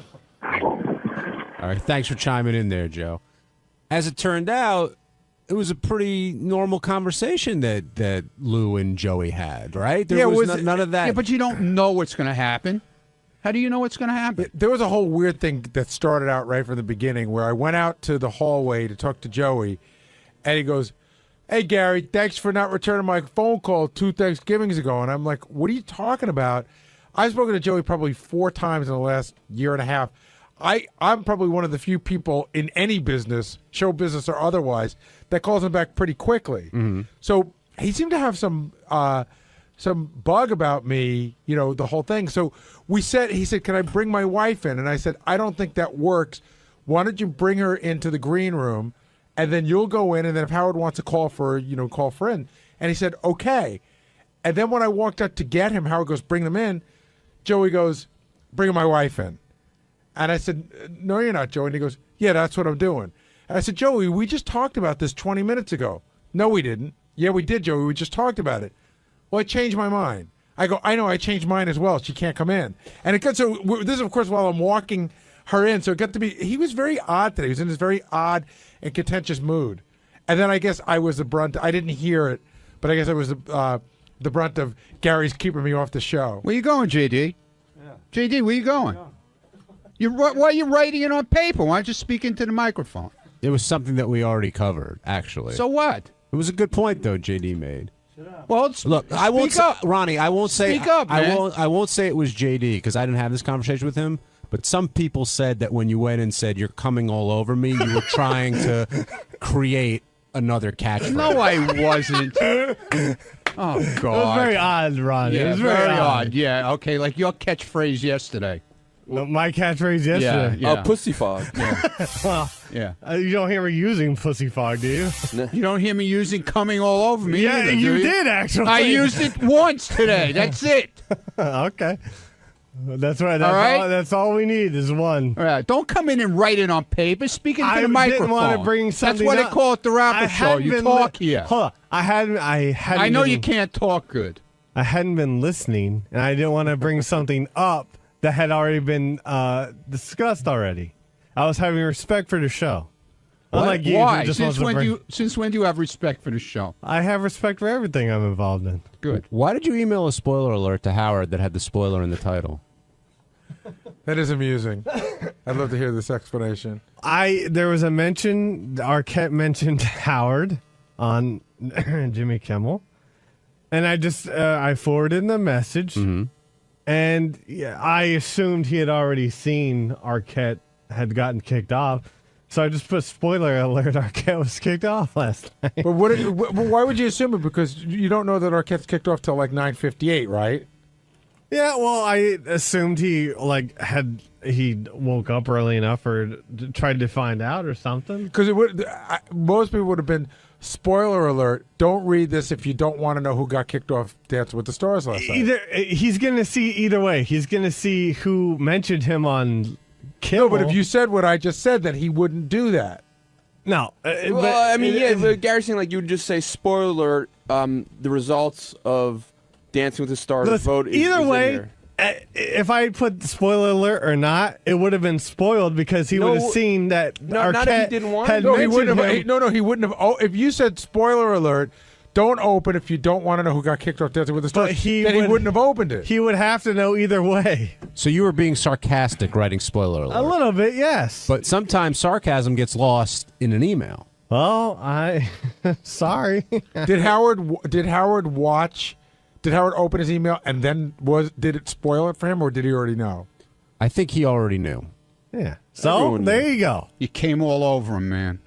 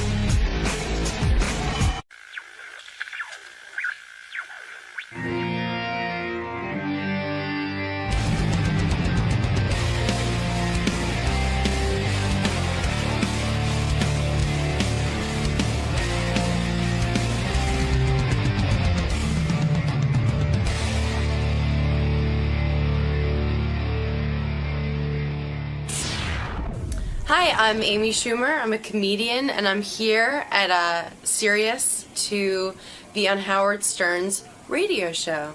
And it seems like people really like it. Now, yeah, it's mildly popular. Yeah, he has some listeners, right? He's growing. He's a work in progress. Right. Yeah. But we have a lot of faith. Yeah. In It's Jesus. gonna be all right. Oh, of course. The Lord will guide more listeners toward him. As long as you give your soul to the Lord. Oh, it's been given. Okay. My soul's been with the Lord for a while. I had figured you had that look to you. Yeah, like I've been saved. Amy, this is a big deal for you as a This comedian. is it. This is the biggest deal there is for a comic. Well, have fun today. Any advice? And just Godspeed, and may the Lord bless you and keep you. He's always with us. And also with you. I should probably play Amy Schumer's appearance on the Charlie Sheen roast to get everyone all excited about her, right? Yeah. Because she's out in the green room, and I got a lot to get to today. I got to still play Richard and Sal's new phony phone call that involves Oh, running. that was an old one you just played. That was just old, yeah. Amy Schumer is a young comedian. I think when Whitney Cummings went off to do her TV show, they had to get somebody new on Comedy Central who can be hot and be funny. So here is a... hold on, Gary. Slow it. I'm going to play Amy. I'm going to play Amy on... Do you listen to the show out there? You always see the poor guest getting heave-hoed right out of here. I was listening. All right. I just thought it would be weird to play her appearance while she was sitting here. Okay. Okay? That's how I generally work into these things. Okay. We How many years I've been Because we with go them? over all of this before we get in. Well, all you got to do is listen to the radio. That's why I put a speaker in your room. Hi. Hey, Amy. Nice to see you. Thanks for having me. I'm happy to have you. Look at this. Look at your headphones. Look Hi. at you. How are you? Good to meet you. I'm good. Good to meet you. Hi. Thank you so much. Oh, we're glad to have you here. What is this? That's this a wire. hurts. What hurts? What's this thing? Let me see. I don't know. It's a clip of It's some like sort. a netting. It's like stabbing me. This is Is it? this is karma. Is it hurting you? I could have it fixed. No, I'll just I'll awkwardly sit like this. I'll hold it out like this. Hey, Gary, the headphone wire is frayed and it's sticking into Amy's neck. My precious angelic Neck. You come out of here all marked and scarred. Be like, what happened? I'm like, oh, What it's is on that? Howard. I don't know. What happened? I don't know. Looks like someone had beaver teeth and gnawed through it. A Jackass fan came in here. Yeah, right. This is their attempt. Switch to number 2. Okay, whatever you want to do. Ooh, thank you. Look So at this. maintenance. All right, here, I'll switch your microphones. I mean, headphones, microphones. It's both. Watch Gary at work. Oh Look how my good- God, look at this.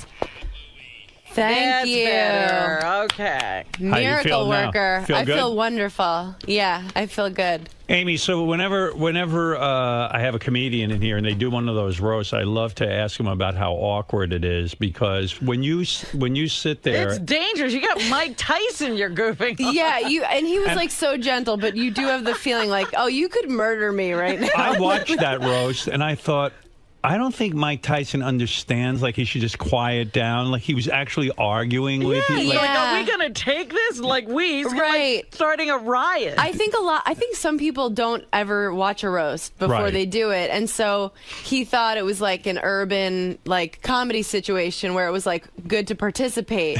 But it was like, no. He kept talking to me. That's why I had to. Did anyone calm him down during the commercials and explain, Mike, this is something where you just kind of take Don King was there. Yeah. No, nobody. He was. No, Don everyone King's was there to explain it to him. Yeah, everyone was so worried. I think he was like the wild card that they were Right. like he could really blow it, but he did a great job. He did. I think even better than it seemed like he did. You got criticized at the roast because you did a joke about Steve. Steve-O, Steve-O's the guy who died, but. I didn't think it was that offensive of a joke. It wasn't No. about that guy. It was more about Steve. It was about Steve. Yeah, no, I really like the Jackass guys in those movies. I totally just thought of it as another roast joke. That wasn't like. Was he angry with you afterward? Well, Comedy Central chose to cut to him looking like he was about to start sobbing. Right. So people were like, "Oh my God! Like, why did you ruin Steve-O's life?" But I didn't think that would be like the joke heard around the world. I didn't talk to him after because he was at the hospital because his nose was broken. Because of this thing he did on the road? Because Tyson, he kept running into Tyson's fist. And he broke his nose. Yeah, that was the goal. That is insane. Yeah, it wasn't fun to watch. I left the stage. I was like, that's not. And you know what? Need that. They barely spent any time on it. Was like all for nothing because Steve just ran into Mike Tyson's fist and he broke his own nose. Yeah, if you watched at the very end, William Shatner's watching and he goes, he says something like, Steve, oh my God. Like, it was just, it was not a fun display. I didn't like I feel seeing bad that for live. Steve-O because he's not, I know he wants to be a comedian and stuff. Yeah, he's doing stand-up. But he always then relies on the stunt that's going to eventually get him killed. There is a sadness to that, but people love him. Yes. Like, he has I found out the hard way, they have majorly hardcore fans. I love Steve. I've had him on the show many times, great. but I He's always great. think he's going to kill himself. Like, he'll all of a sudden light himself on fire. And I go, one time this is going to go horribly wrong. He's a liability. That's the fear because he feels he has to deliver that. I know. And it was like, he so is going in the stand-up direction, but anything like that, there's a sadness to it. Now, I hadn't heard your roast in a while, and then I realized you were making some funny jokes about Patrice O'Neal's diabetes. Yeah. He's a comedian. I've had him on the show. Yeah, I love him. But he had like a stroke over the weekend. He did. He had a stroke. Did he? Yeah, I saw that. didn't even hear that. I saw that on Twitter that he had. Is it a severe thing where I think so. Like I there's only been I work at the Comedy Cellar a lot, and there's only been some sprinklings of what happened, but it's What's really the sprinkle? I mean, what do you hear? He's not seeing anyone. Like, nobody's allowed to go see him, but he, God, I don't know. I'm gonna start crying. He was like passed out. Like, I think maybe he can blink, but he can't move. He can't talk. But this is like third-hand information. Yeah. So but if anybody wants to email love for Patrice Very at Gmail, funny guy. set up. Incredibly funny, yeah. Oh, he's one of the best comedians working. I think people who don't know much about the roast think that there's any sort of venom there, but it's like, it's more, you get to go after the comedians the hardest. Right. It's called Love for Patrice at Gmail. At Gmail, and you can write him. Just write, you can just. Is he going to live? I don't know. I just thought all comedians know the health of every other comedian. No, I mean, usually he's a friend. Seems like they're a small community. Especially the New York comics. It is kind of a tight knit thing, but it's that there aren't really answers yet. It's not that I haven't gotten word. There's no real answers yet. So did it ruin the foot joke? I mean, the fact that Patrice. No, I still think that's like a sweet joke. That joke was gold. Yeah. But no, he loved it. He was. And he's been in here. He's the most vicious. He can just slaughter you. Oh my God! Funny story. I thought he was terrific. I heard some comedy tape of him. Amazing. So I invited him on the show. He came on a couple of times, I think. I think I have this right. I'm not sure I even remember. So at one point I said to Gary, "Gee, we haven't seen Patrice O'Neal in a while." He said, "Oh, he's not doing the show anymore. He's mad at you." I said, "What did I do? I don't even know him that well." You had a falling out. You didn't know we had a about falling out, and he said you were on the air one time. You couldn't think of his name, and you said to Robin, he's a heavy set or a fat black guy. I can't think of his name. The comedian we have on. So Robin said, "Oh, Patrice O'Neal," and he got angry with me that I didn't remember his name. Really? Because he still talks to me. I saw him outside. Did you? Not too long ago, and I said, "Hey, Patrice," and he was like, "Hey, Robin, how you doing?" Really? Oh, well. But I hadn't seen him in here, and I did wonder why we hadn't had him in. He's sensitive. He's a sensitive man. He holds a grudge. I said to Gary, I said, "Oh, that's such a shame." I said, I don't he was know always him. Funny. Yeah, he's great. His name was not on the tip of my tongue that day, but I was trying to describe to Robin who I was talking about. Yeah. Anyway. He should understand that sometimes I have to remind Howard of my name. Yeah. Oh, yeah, right. Yeah, who are you? You were great on the roast, Robin. Oh, thank Thank you. Did you have fun doing that? It was a lot of fun. Yeah, right? A lot of fun. But it's tough. It's like all your worst like nightmares as a child in school coming true. Was that the first roast you ever did for Comedy Central? Yeah, I found out 2 weeks before that I was doing it. So are you the hot girl who now gets the Whitney? Are you going to coming? take the Whitney slot? Do you get the I'll Whitney? take that slot for sure. You'll I'll take take Whitney's Lampanelli's slot. I'll You'll- take whoever's. Yeah, I bet she has a nice slot. So would you say that your career is struggling? Like it's a tough career because now Are you making it? What is going on? I'm here. Where are we at? You're I'm here. here. Now, you this were looks on like Vegas. You were. It does, doesn't it? It's Yeah. really tacky. Set. You were, but don't say that because the guys are very proud of it. No, it looks It's brand new. amazing. This is a dream come true. I always say to any of the comedians, were there jokes that you were going to do at the Charlie Sheen roast that got cut? Yes. There were. There were. Would you There were- share those with us? Yes, I will. I'll share Okay. some. Let's see. And I don't remember why these were cut. Some of them, like Harvey Levin, backed out at the last second. He was supposed to do it. TMZ guy. TMZ guy. Okay. Yeah. And did you know he's gay? Yes. Yeah. Oh, okay. I didn't We've know had that him until I on. was. Oh, okay. Okay. He just talked about cock nonstop, and you Yeah. were like, "Oh, wait a minute." It dawned on me. The whole time. It actually dawned on me that he was gay when he talked about cock for 20 Is that minutes. what led you to believe that? That's right. I said, Harvey, you are one tiny little queer. The only box you'll ever come close to are the three you stand on to see over the cubicles. I said, you've done more fudge packing than a Keebler elf who loves anal. I said, Harvey, you bottom-feeding, despicable Jew. And I could say that 'Cause you're because Jewish. I'm honest. Right. You make your entire race go from saying never again to, well, just this once. You should have been there. I know. He backed out. I was so bummed. That I was would've going been to go so after good. him. Yeah. Now, do you write these yourself? Yeah. Wow, that's hard, huh? To It sit is. what is the process of coming up with roast jokes? What is the inspiration like? What do? You just sit yourself down in a room Yeah. and go, I am going to think about Harvey Levin. About yeah. what? What's the meanest, worst thing? What do I think his deepest insecurity is? Right. Or just like my fat jokes about Shatner. I had originally written those for John Lovitz, but Lovitz looked pretty good, so I was like, I just kind of Switch 'em. transferred them to Shatner. And then I found out while we were sitting there that he's like in his 80s. Yeah. And then I'm like, I'm calling this 80-year-old guy fat. But made like, it even give him a funnier. break. But he was a good sport. Right, yeah. right. But they cut Do out you my feel- Jeff Ross ones. Do you feel bad about making fun of people at all? Does it get? If I thought I really hurt someone's feelings, I would feel like shit. Do you come up with really mean jokes that are so bad that you go, I cannot say this on a roast? Yeah.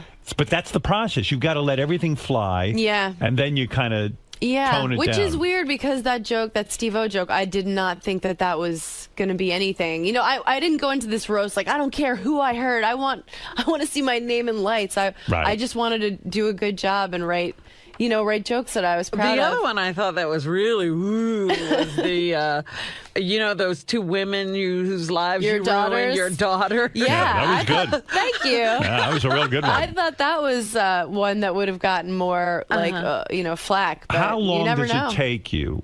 Like you get basically like 2 or 3 minutes on those roasts. Yeah. How long does it take you to come up with your roast material, your A game for a roast? Well, it's 6 minutes. We each get Okay. like between 6 and 8 minutes, except Jeff Ross gets like an hour. Right, because he's so good at Yeah, it. he's the best. Right. He's the best. Well, Geraldo was the best. Yeah. Greg Giraldo was great. Oh God.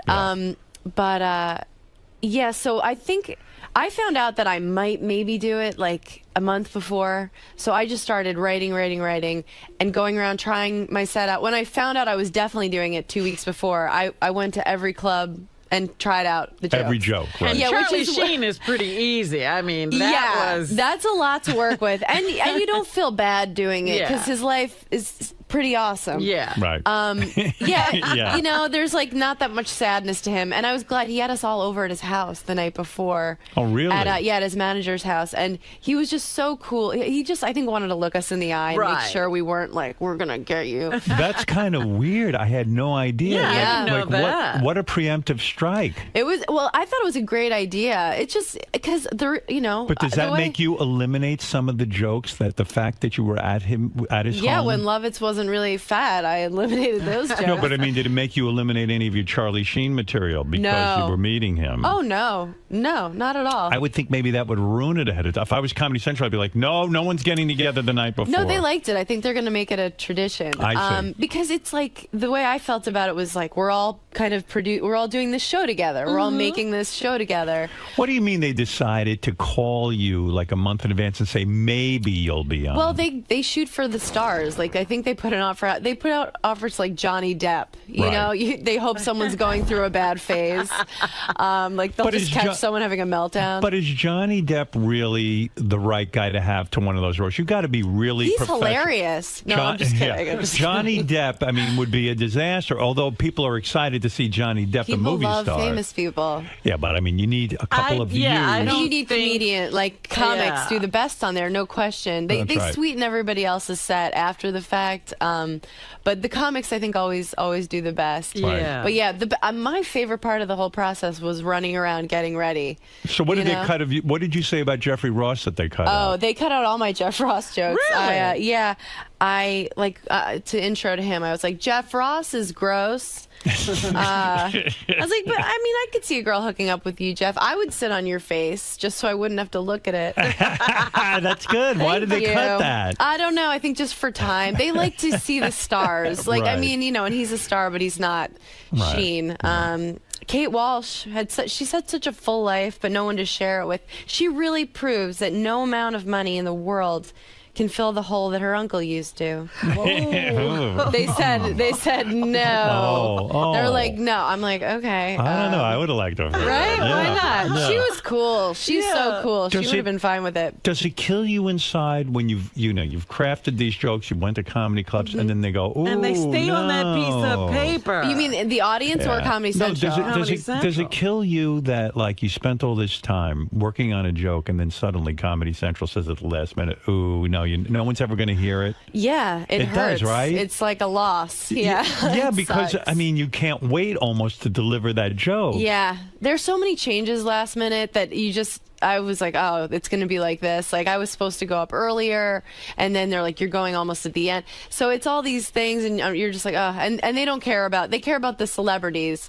I didn't even get like my makeup touched up. Nobody told me the red carpet had started. I was like, anyone want my picture? They were like, no thanks. No one knows you. Do you have these jokes memorized in a sense because you've worked so long on them? Well, I only worked for 2 weeks on them, really. So a little bit, like I'd said them a bunch, but they're not on the tip of my tongue like my act would be. Is it your biggest fear that you'll craft a joke for the roast and then you're delivering it and then you stumble like over a word and then all of a sudden, like Sarah Silverman told me that's her biggest fear. My biggest fear is rape. Rape. Next to but rape. Then, right after rape, a close second is no, not at all. I don't know. I don't think so. Would your you know biggest what? fear be getting raped at the roast? Yeah, getting raped on and TV. stumbling over your line. Yeah. Yeah. Oh my God. Speaking of rape. Yeah. So the one taboo thing they said to you, you can go do the Charlie Sheen roast, do Oh, whatever yeah. you want.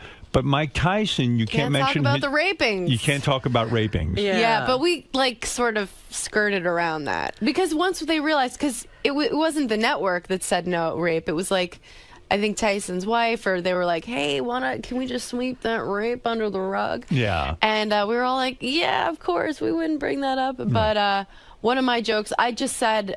When you speak, you sound like a girl crying. Do you give yourself an erection? But he was like, he didn't even understand that. Yeah, it was that felt bad. That felt like Yeah. like making fun of someone who was just like, what? Why But didn't you know, say the whole time he was saying, "Hey, are we going to take this?" I was like, "Oh, that brings up the rape to me." I know.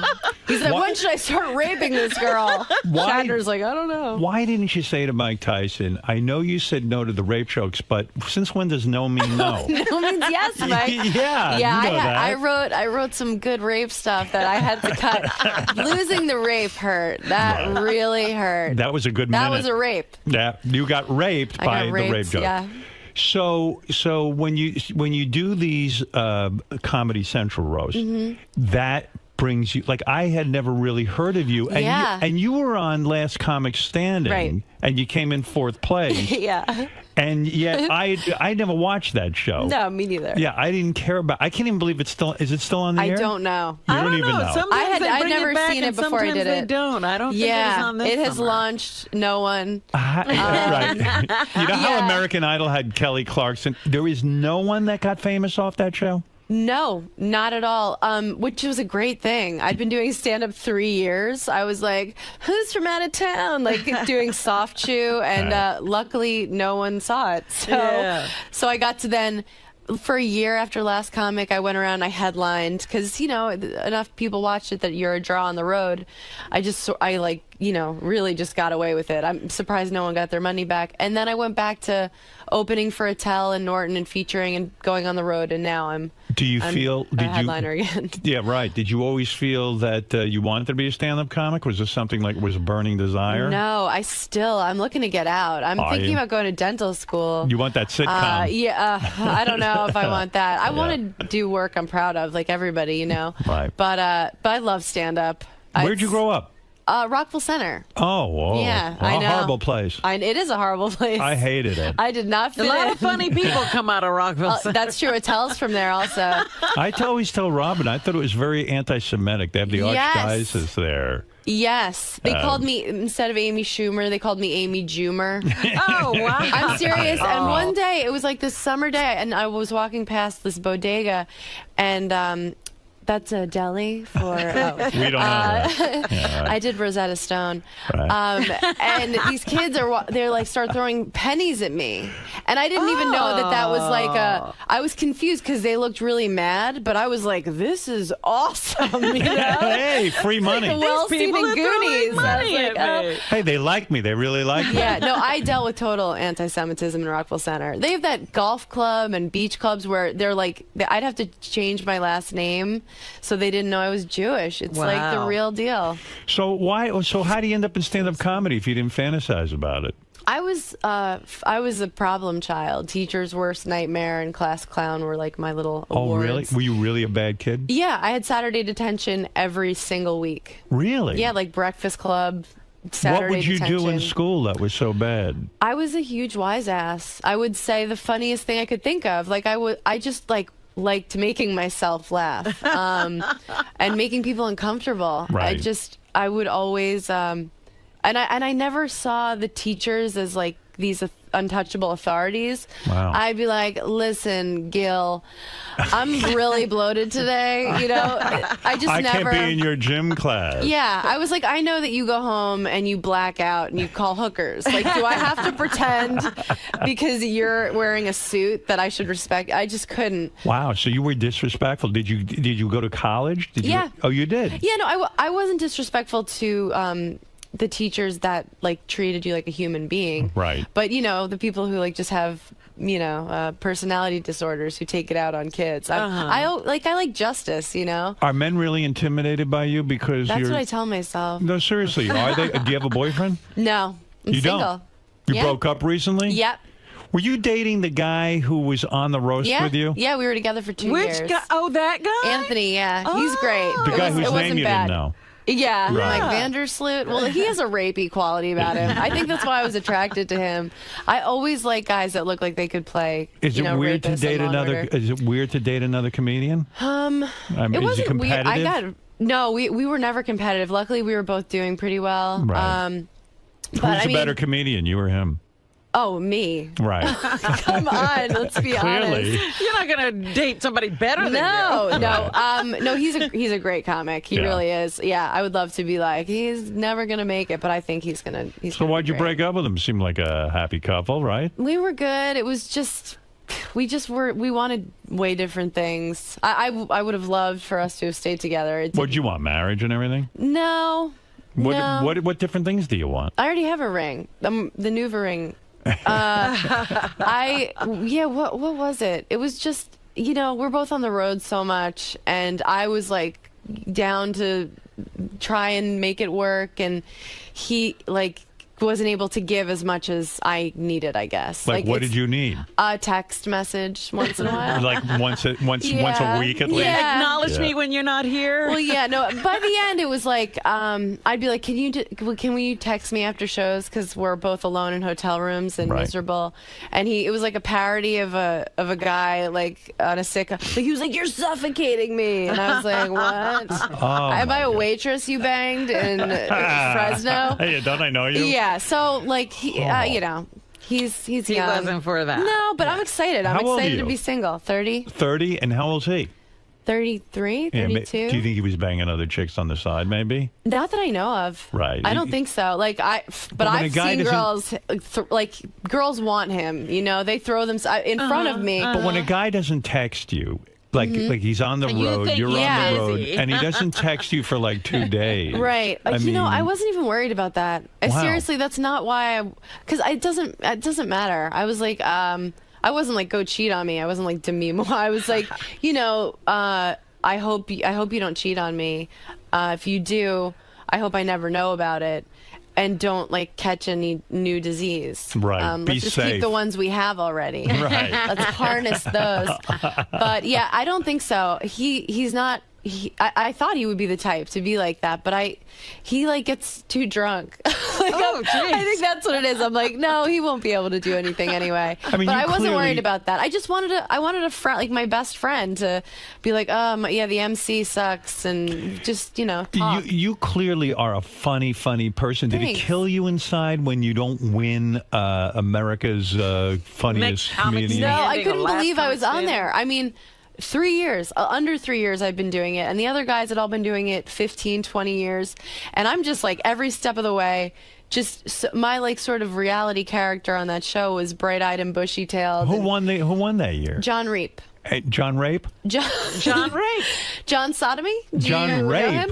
Who is this? John who? Yeah, John he's like kind of a Rape. blue-collar kind of guy. I see. Yeah. So he won, and you didn't feel, I'm not a funny person, I'm giving up the business. No, I got fourth. I was like, oh my God, this is it. I broke up with my boyfriend at the time. I was like, I'm going on the road. What were you doing before?